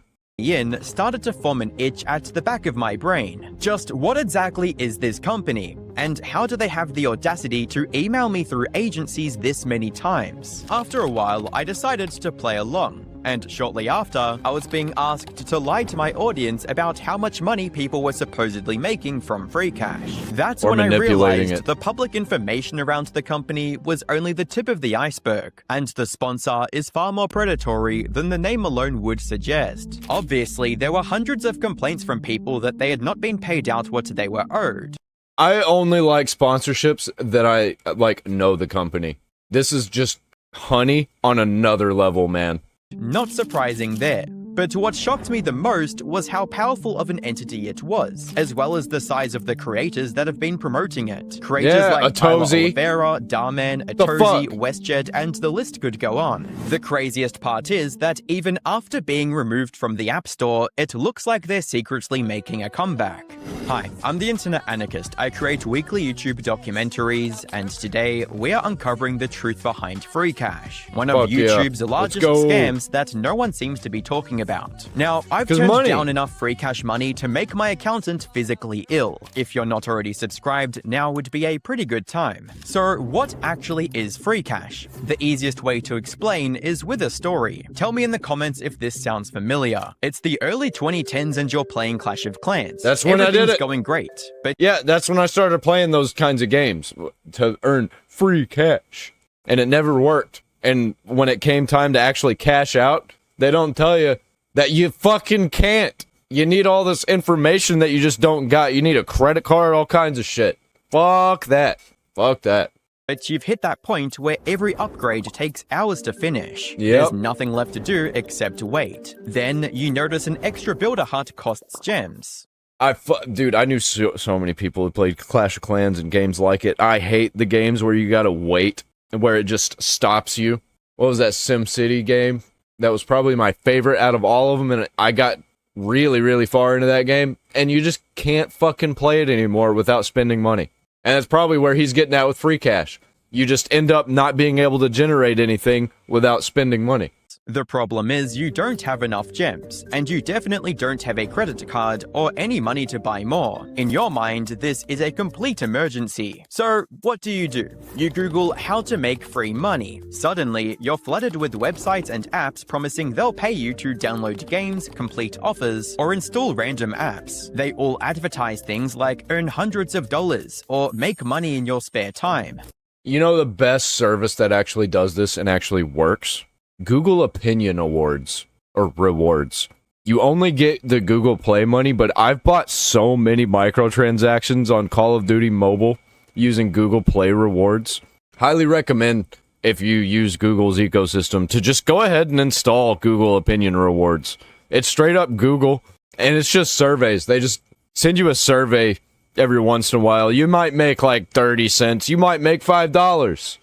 Maybe you spend a couple hours trying them, then you realize it's boring, you make almost nothing, and you give up. You go outside, jump on the trampoline, or find something better to do. At its core, that's basically what free cash is. Imagine taking all of those old make money online apps, combining them all into one giant platform, and turning it into a full-fledged business. It's almost like what Reddit did to the thousands of small internet forums. Except instead of discussion boards, it's every online money-making scheme rolled into one place. This business model even has its own name, GPT. No, not ChatGPT. In this case, GPT stands for Get Paid To. These sites pay people to complete tasks like taking surveys, downloading apps, signing up for offers, watching videos, or testing products. In return, users earn points or cash that can be redeemed for gift cards or real money. The catch is that the payouts are usually tiny. And the things that they make you interact with fucking suck. And they're also scams. And because this industry has a long history of scams, even descriptions of the business model usually warn people to stick with reputable sites if they want any chance of actually getting paid. Once you start looking into free cash itself, things get a little more interesting. Free cash is owned by a company called Almedia, a German startup founded by Moritz Hollander when he was just 17 years old. The platform wasn't always called free cash either, Before the rebrand in 2021, it was known as Free Skins. As the name suggests, instead of earning cash, users earned CS skins through the same kind of GBT offers. In 2023, the company reorganized under the Almedia name. Looking at their LinkedIn, it appears to be an actual company with real employees, offices, and a growing corporate structure. But some of the numbers they've claimed over the years raise a few questions. According to the company, they've generated... Yeah, not only is the company trying to make money, now they have to make money for employees too. Oh boy.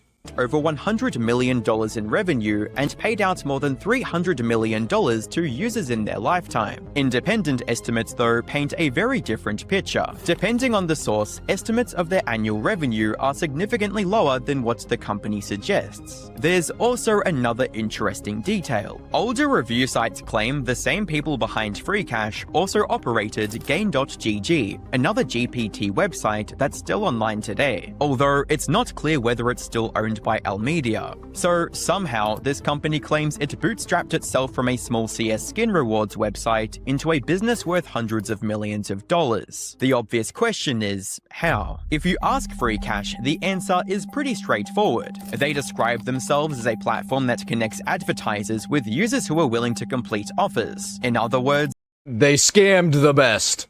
They just scammed better than everybody else could. Companies pay Free Cash to get people to install apps, play games, sign up for services, or make purchases. That's all technically true, but it leaves out the most important part. Free Cash isn't paying users out of its own pocket, it's acting as the middleman. Here's how it works. An advertiser, usually a mobile game publisher, survey company, online casino, or crypto exchange, pays Free Cash every time someone completes a specific action. That could be you get a portion of the ad revenue. Downloading a game, reaching a certain level, subscribing. That's what I was getting at with just making Facebook posts. To a service or making an in-app purchase. Once Free Cash receives that payment, it keeps a percentage for itself and passes the rest onto the user in the form of coins, where 1,000 coins equals to $1. Those coins can then be redeemed for PayPal, cryptocurrency, gift cards, or other rewards. The more offers people complete, the more money flows through the platform. Every successful offer earns both the advertiser and Free Cash exactly what they wanted. The advertiser gets a new customer, and Free Cash gets its commission. That's the part most people miss. Free Cash isn't really selling Free Cash, it's selling users. The product isn't the rewards people receive. The product is access to millions of people. If something is free, the free product is not the actual product. You are. Who are willing to download apps, answer surveys, and spend money because they're being promised a payout. The cash is simply the incentive that keeps the entire system running. Now that we've looked at Free Cash's background and how the company says it operates, it's time to look at what everyone else says actually happens. The biggest complaint you'll find, no matter where you look, is that people don't receive the money they were promised. Normally, you could dismiss that as the internet being the internet. Every company has angry customers. But what makes this different is how consistent the complaints are. The same story has been told by thousands of unrelated users across multiple countries on Reddit, the Better Business Bureau, Trustpilot, and countless other forums. These reports stretch back over 5 years, and despite coming from people who have never interacted with each other, they all follow almost the exact same pattern. First, everything works perfectly. New users complete a few small offers, request a payout, and often receive their money without any issues. That builds confidence and makes the platform seem legitimate. Once users begin completing larger offers and accumulate a more meaningful balance, something suddenly changes. Their withdrawal is paused, their account is flagged for a security review, and before long, they're permanently banned. The explanation is almost always the same. Users are told they violated the terms of service, used a technical exploit, or engaged in suspicious activity. When they ask what they supposedly did wrong, they're almost never given any evidence. Instead, they receive the same generic response, explaining that the security team reviewed the account, found violations in their internal systems, and that the decision is final. What's interesting is that FreeCash openly acknowledges part of this process on its own support pages, stating that when suspicious activity is detected, cash-outs are paused while the account is reviewed. The controversy isn't that reviews happen, it's that many users claim those reviews end with permanent bans while providing no explanation beyond a template response. Which makes me think that FreeCash is not going to be pushed very often soon, and they're probably going to completely crumble, or they're going to have to change their name again and do the whole scam all over again, because eventually enough people are going to know the scam and know that they suck, and they'll stop using that app, or whatever the fuck it is. Apparently it's not on the App Store anymore. Be a .apk file. How the fuck do you even access it? You just through the browser? The Better Business Bureau paints a similar picture. Over the past several years, hundreds of complaints have been filed against the company, with many of them describing nearly identical experiences. A common theme is that users are able to cash out small amounts without any trouble, only to lose access to their accounts after earning a larger balance. One complaint from 2026 describes a user who had accumulated more than $200 before suddenly being accused of manipulating the platform through telemetry anomalies. According to the complaint, the account was banned shortly after the user completed a higher paying game offer. So the person used your services, the things that you had on there, and you thought that they did it too well, so you banned them. Oh, okay, ban people because you're incompetent? That sounds about right for a scam. The user argued they didn't even own a computer capable of running the software they were accused of using. Whether that individual account is actually legitimate is impossible to verify from the outside, but the wording of the company's response looked nearly identical to countless others. The same discussion plays out constantly on Reddit. The official FreeCash subreddit has dedicated threads specifically for banned accounts and paused cash-outs, because the volume of posts became large enough to organize into a single place. Another source of frustration comes from the offers themselves. Many of them require users to spend real money before qualifying for a reward. No, thank you. People have reported depositing money into online casinos, purchasing in-game bundles, or subscribing to services because the offer promised a larger payout than the amount they spent. Then, after completing every requirement... How are people just now catching on to this bullshit? I've been onto this scam since like fucking Clash of Clans days, whenever that game just first came onto the market and exploded. The reward was either never tracked or was rejected entirely. Whether those failures were caused by the advertiser, tracking errors, or FreeCash itself often isn't clear to the user. Doesn't matter. The end result is the same. Yeah, you're going through FreeCash, so it's on them. They spent real money expecting to be reimbursed, and instead, they received nothing. Notice how I used sources like the Better Business Bureau and Reddit to understand what people are actually saying, instead of relying on the usual review sites you find when you search FreeCash. One of the most common ones is Trustpilot, which you've probably come across before. The reason I did that is because I am almost certain those reviews do not reflect the full picture. When you look at Trustpilot, the ratings are sitting at a nearly perfect 5 stars, which immediately feels unusual for a platform in this space. Trustpilot in general is known for being relatively easy to game, especially in industries where companies have a strong incentive to manage their public image. Yeah, all you gotta do is just direct people over to there to give you 5 stars. That's all you gotta fucking do. Importantly, when you compare those ratings... That's why every app that you install on the Play Store tells you to go rate it. You're more likely to rate an app 5 stars if you get a pop-up telling you to rate it. Even how annoying it is, people will do it.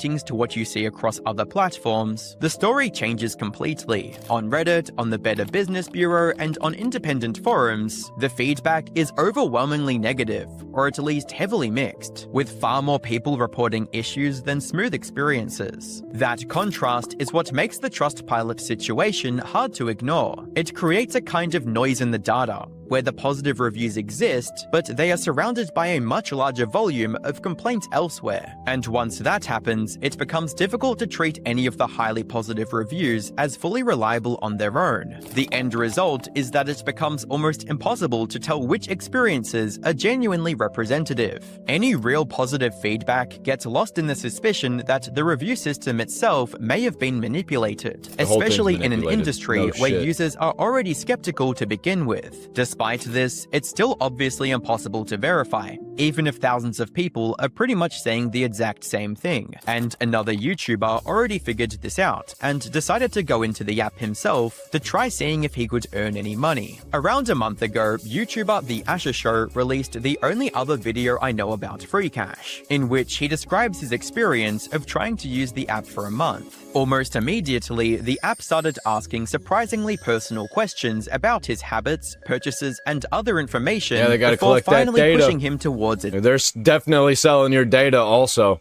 Offers. And the questionnaire was asking me if I've done things like in-app purchases in mobile games recently, and is asking my name. I'm surprised they didn't ask my mother's maiden name and my blood type. And there's a reason that it was asking all these questions. Right after signing up, the app rewarded him with a collection of bonuses just for creating the account. His balance climbed quickly without much effort, making it feel like he was already on his way to earning real money. The first game Free Cash recommended was a simple mobile game where he spent a few minutes tapping through levels and collecting rewards. After completing the Why? What the fuck is the point of playing games like that? For money.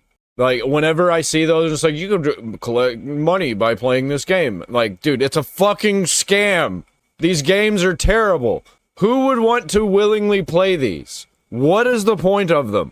First milestone, he earned only a few cents, but because of the sign-up bonuses and streak rewards, his account balance looked much larger than the amount he had actually earned by playing. It was enough to convince him to keep going. That confidence disappeared as soon as he tried to cash out. He discovered there was a minimum withdrawal requirement that he hadn't yet reached. Yeah.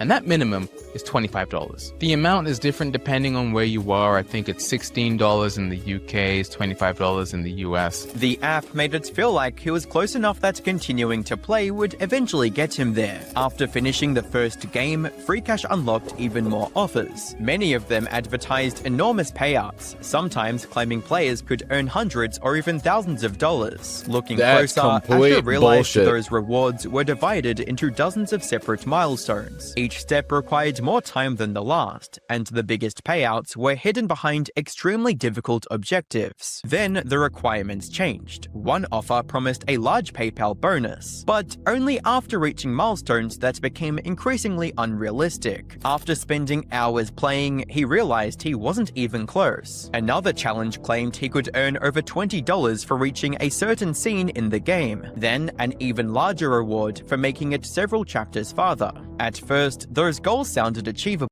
Yeah, once again, Google has this same system, but it actually fucking works. But the way it works is you play games that are already on Google's platform that aren't scam games, and you don't get shit for those. If you don't get shit for the actual legitimate stuff, you ain't getting shit for something like free cash. After nearly a week of playing, he finally understood they weren't. 6 straight days of progress had only brought him to Scene 4, while the reward required him to reach Scene 9. Even after more than 100 levels, he wasn't even halfway there. I've been playing this game for 6 days. I'm on level 103, and I'm only on Scene 4. And I bet that game's fucking terrible too. It's taken 6 days for me to get to Scene 4, and it wants me to get to Scene 9 just to make $86? It's not happening. The app kept presenting these rewards as if they were just around the corner, but every big milestone revealed another much larger one waiting behind it. By the end of 7 days, after spending hours every day completing challenges and playing games, Asher had earned just over $12. After another day, his balance finally reached a little over $15, but it wasn't enough to cash out. The closer he got, the slower the rewards became. Looking back on the experiment, Asher realized most of his account balance had come from the promotional bonuses he received at the very beginning, not from actually playing the games. By the end of the test, he concluded that the experience never matched the way the app was advertised. The large rewards were technically possible, but only if someone could complete an exhausting series of increasingly unrealistic milestones. After more than a week of testing, he still couldn't withdraw a single dollar. Advertising is a massive reason why free cash has the reputation it does today. In fact, the marketing became so deceptive that TikTok eventually removed its ads from the platform for violating its policies. Dude, and if TikTok removes your ads, there's a problem. The biggest selling point wasn't the app itself. It was the promise that anyone could get paid simply by scrolling through TikTok. Ads claimed users could earn money just by watching videos, making it sound like one of the easiest side hustles imaginable. Some even suggested people were being hired to scroll social media and could make $35 an hour just by watching TikTok. What the fuck? Obviously, the reality was completely different. The entire marketing campaign was built around an experience the app simply didn't offer. As those ads spread across TikTok, free cash exploded in popularity and climbed to the top of the App Store charts. But once TikTok reviewed the advertisements, it determined they were misleading because they falsely represented how users actually earned money. The platform removed the ads for violating its policies on deceptive financial claims. Free Cash later claimed the advertisements had been created by affiliate marketers rather than the company itself. But regardless of who made them, the campaign had— and we all know affiliate marketing is such a non-scam ridden business model. already done its job. Millions of people downloaded the app expecting to get paid for scrolling TikTok, only to discover that wasn't what free cash actually offered. In January of 2026, a Wired article would get written about this topic, as well as a Malwarebytes article. For those of you that don't know, Malwarebytes is a cybersecurity software made to block viruses, but more importantly, they have a vested interest in talking about consumer rights to privacy. In the article, they say that our concern beyond the bait and switch is the privacy issue. FreeCash's privacy policy allows the automatic collection of highly sensitive information, including data about race, religion, sex life, sexual orientation, health, and biometrics. Each additional mobile game you install to chase rewards adds its own privacy policy, tracking, and telemetry. Together, they greatly increase how much behavioral data these companies can harvest about a user. Experts warn that data brokers already trade lists of people likely to be more susceptible to scams or compulsive online behavior. Profiles. Is that why I don't get scam stuff anymore? Because they know that they can't get me? Because I don't even like stuff that isn't a scam? That apps like this can help refine. We've previously reported on data brokers that used games and— I hear people still have problems with like robocalls and scam emails and shit, and I don't get any of that. Apps to build massive databases, only to later suffer breaches exposing all that data. A few months later, a TechCrunch article would cite these two articles as well as provide their own bombshell. Not only was FreeCash's metrics most likely botted and fake, no surprise they were literally in between ChatGPT and Claude with most used apps, but it seemed as if they had created or bought another company as a burner in order to evade a ban. Reading, third-party data from market intelligence provider AppFigures shows that Almedia GmbH, the German company behind the FreeCash app, first submitted FreeCash to the App Store on March 24, 2024, but it was removed after around 2 months on June 13, 2024. This version of the app was downloaded an estimated 69.5k times before removal. Months later, a second app that already existed on the store, developed by the Cyprus-based company 256 Rewards Ltd, was rebranded as FreeCash, and an update was submitted under that app's ID. According to the third-party data, it's unclear if Almedia acquired the Cyprus-based developer. This is what I think Bricks and Minifigs is going to do. I think that people have caught on to their scam bullshit, so what they're going to do is just close everything down, change their name, open back up, and nobody's going to know it. Nobody's going to know that it's just the same old company with a different name and a different structure, but similar business model. which was originally called Rewards, or if it simply acquired the developer account. Rewards no longer appears to have a functioning website or social media presence, and the team behind the company has since moved on to a new company, Pushed. Almedia's re-entry into the App Store through another developer account may have been a way of circumventing a ban on the initial FreeCash app. Using another developer to re-enter the App Store after a ban is a common, though rule-breaking tactic. Almedia's spokesperson declined to comment about its earlier app takedown. After reaching out to Apple for comment, FreeCash was promptly taken down from the App Store, as well as the Google Play Store a little while. Man, why don't I just fucking do something like this? It seems so easy to just scam people and make money legally.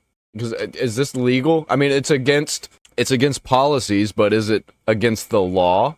Because I kind of don't, like, I'm not against scams. Honestly, I'm not against scams.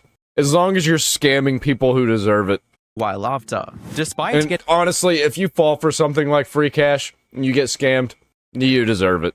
Getting banned from advertising on TikTok, FreeCash is still free to advertise on just about every other platform, especially YouTube. And the number of creators who have accepted sponsorships from them is honestly pretty shocking. Like I mentioned earlier, creators like... Yeah, the amount of YouTubers that I like, which is all the ones he's probably about to say. Tyler Oliveira, Darman, Atozy, Legal Mindset, CinemaSins, and plenty of others have all promoted FreeCash. Bro, I haven't heard CinemaSins in so long. I think Deadpool 1 was the last time that I saw a CinemaSins episode. These channels have millions of subscribers and several videos promoting it. Again, I'm not saying these creators were secretly working with FreeCash or knew the company was shady. No, I think they're just getting paid and they don't really know much about it, and they definitely don't use it. But come on, the company is literally called FreeCash. A 5-minute Google search brings up pages of controversy, complaints, and accusations that it's a scam. Even a quick look into how the platform works should raise a few red flags. If you look through the comment sections on these sponsored videos, if they aren't... YouTubers need to stop just taking sponsorships that they don't know just because they're offering them money. They need to start just doing sponsorships for companies that they like, for products that they use. Because they keep getting themselves in trouble. Aren't deleted, you'll almost always find people warning that it's a scam. In some cases, the creators even replied defending the company. Again, I'm not trying to call anyone out, or claim they know. These corporate chronic defenders are fucking everywhere, dude. They defend all the giant bullshit games, all the giant bullshit movies, and all the giant bullshit free cash corporations.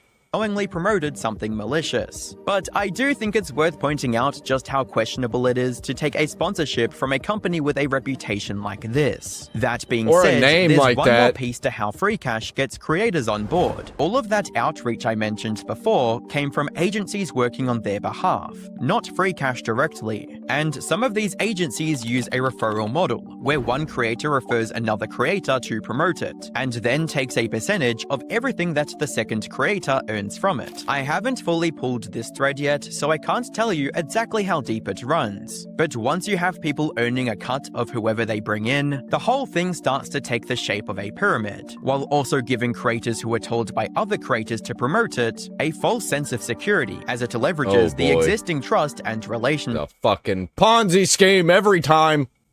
And to be fair, on the surface, the deal looked quite appetizing. As I'll get into later, FreeCash is paying big time. And in some cases, when I pushed back against promoting it, they pointed to my competitors and to videos with hundreds of thousands of views already promoting FreeCash, trying to make... Legal Mindset is your competitor. Did you know that? You know that, internet anarchist? He's competing with you. Not like the people who watch Legal Mindset also watch Internet Anarchist or anything. Make it feel like this is just something everyone's doing, so it's probably fine. Now, I don't think these creators are malicious. Nope, I think a lot of them either. were careless, and yeah, I think they're just fucking stupid. They're just chasing the bag. Everyone is careless at some point, especially with True. thousands of dollars I sitting remember right Honey. in front of them, and every initial signal telling... Dude, I knew Honey was bullshit right out the gate, and then Markiplier came out against it, and people were still buying into it, and like, bro, that's why you gotta know what the company is. You gotta like the product, and you gotta actually use it. them it's safe, and in many cases, other creators telling them how awesome it is to promote or how much money they've been making. I'm not here to stand on a moral high ground. Every creator, me included, makes mistakes over a long enough run, but it's not hard to assume that they were being paid very well to overlook those concerns. Which finally brings us back to the reason I made this video in the first place: the emails they sent me. Now we can actually look behind the curtain and see what FreeCash is offering creators to promote the platform. That's a lot of free Out of the dozens cash. of emails they sent trying to get me to accept a sponsorship, one of them offered me an $8 CPM. For anyone who doesn't That's know, a lot. CPM essentially translates to cost per 1,000 views. So that's $8 for every 1,000 views your That's more than the average sponsored video gets. If a video reaches 100,000 views, that's around $800 from the CPM alone, which is already better than what YouTube typically pays through ad revenue. It's Aside from the usually 6. CPM deal, creators can also earn money from referral signups. Every time someone downloads FreeCash through their link and completes the required actions, the creator gets paid. To match the CPM alone, they would only need around 1 sign-up for every 1,000 viewers. That's about a 0.1% conversion rate. In reality, campaigns like this often convert around 1% or even higher. In other words, creators promoting FreeCash can make an absolute fortune, while FreeCash is spending huge amounts of money trying to get as many people onto the platform as possible. And when you think about who these ads are aimed at, it starts to make a lot more Ain't aimed sense. at me. They're marketed towards people looking for quick money, many of them younger viewers or people in difficult financial situations. I'm both of those things, but I don't give a fuck about money. I think that's why I think the algorithms, I think the AI that everybody uses knows that people like me, we don't like money, and we ain't buying into your fucking scams. Like, I've been offered jobs that were $35 an hour, and I turned them down just because I don't want to fucking do it. It's the perfect sponsorship opportunity for creators willing to cash in on an audience that's already vulnerable, or to trick creators who are convinced by agencies of otherwise. During one of the email exchanges, I Hate decided to agencies. play along and act like I was interested. Eventually, they sent me a template script they wanted me to read in my video. Now, sponsored scripts aren't unusual. Pretty much every brand sends creators talking points. But one section immediately stood out. Yo, what's good, y'all? I've been putting people onto this program called FreeCash for a while now, and my DMs keep blowing up with people saying I tried it and just cashed out. I love seeing that because Dude, that just it sounds so scammy. Dude, how do people not see that? it shows this really works. Now, I've seen It really works, guys. I made tons of money. No, if somebody was like, hey, bro, this shit kind of slaps and it's kind of a cheat code, you should probably get on it before it gets banned. If somebody that I like told me that in that way, I'd be like, huh, I'm gonna have to check that out. Free cash, you say. But instead, they're like, this weird PR. It seems so safe. Just like, bro, you can make some free fucking money. You like free fucking money? Or let people just say outright that it's a scam. And if you do that, that immediately makes it not a scam. I don't know if anybody knows that. If you tell people you're scamming them, it's not a scam. Comments from people saying stuff like it doesn't work or they just want your data, that's not true at all. FreeCash doesn't sell your data. They only track your progress so they can make sure you get paid. They sell your data. They sell the data of your data if they don't sell your data outright. You literally just download and sign up with an email and password, no personal info needed. This was one of the biggest reasons I decided to make this video. They were literally asking me to lie to my audience. At that point, I had never promoted FreeCash, I had never worked with them, and nobody had been messaging me saying how they had successfully cashed out. Yet, this script wanted me to pretend my DMs were full of happy users. It also wanted me to pretend that I had already seen comments calling FreeCash a scam, just so I could immediately dismiss those concerns on the company's behalf. Tell people how this thing that seems like a scam really isn't a scam. Not a scam, guys. Scams don't do that. About that for a second. They get accused of being a scam so often that they built a response into the sponsorship script before anyone even leaves those comments. It's honestly hilarious, and more than anything, it shows exactly who these ads are trying. And it's a really easy way to trick stupid people. If you just tell them something like that, they will believe you. They'll just fucking believe it. to reach. They're aimed at people who need money quickly, people who might not stop to question the claims they're hearing from creators they trust. Or people who are just outright retarded, which I think is just most of them. No, that's all of them. If you're using an app like that thinking that you're gonna actually make some money, you're fucking retarded, I'm sorry. No, I'm not. Go get a job if you want free money. And that's what makes this marketing so predatory. At the end of the day, the way free cash is set up is honestly kind of genius. It's not a rug pull, it's like, you want some free money, some free quick money? Go work at McDonald's for a day and quit. You'll make 10 times, 100 times more than you would if you just use one of these apps for a month. It's not some wallet drainer that steals your credit card information and disappears overnight. It's a slow bleed. The platform doesn't have to scam everyone to be successful. In fact, it can't, and that's what makes it so effective. Instead of being a simple nobody gets their money scam, it's something even more slippery. It's a real ad tech business that pays small amounts to many users while showing a large consistent multi-year pattern of denying the larger payouts, marketed through provably false advertising and a paid affiliate funnel that makes its YouTube reviews anything but independent. Seriously, try watching any free cash review without a free cash affiliate link in the top of the description. As I was writing this script, somehow free cash has even made its way back onto both the Apple App Store and the Google Play Store. How they managed to get relisted is... We're getting really heavy into gambling and scam culture being everywhere, man. I think it really starts with the streamers.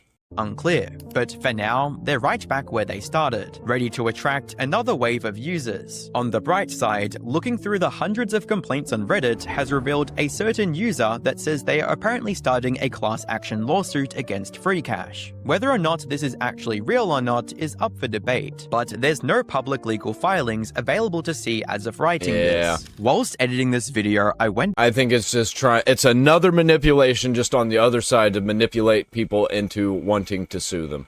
Down a rabbit hole and accidentally discovered how free cash is secretly controlling the narrative. One interesting note is that the official free cash subreddit is actually moderated by free cash themselves, which explains why so many posts complaining about free cash's support or accounts being frozen are promptly removed from the sub. And even making a post mentioning that you've been muted or banned for talking about the support will get you permanently banned as well. If not permanently, then for a week. The next part is even worse, and it explains how their Trustpilot ratings are so high. As I have mentioned in this video, it's really strange how when you look on Trustpilot, they have an almost perfect score. But yeah, they send people over to rate them. That's how they do it.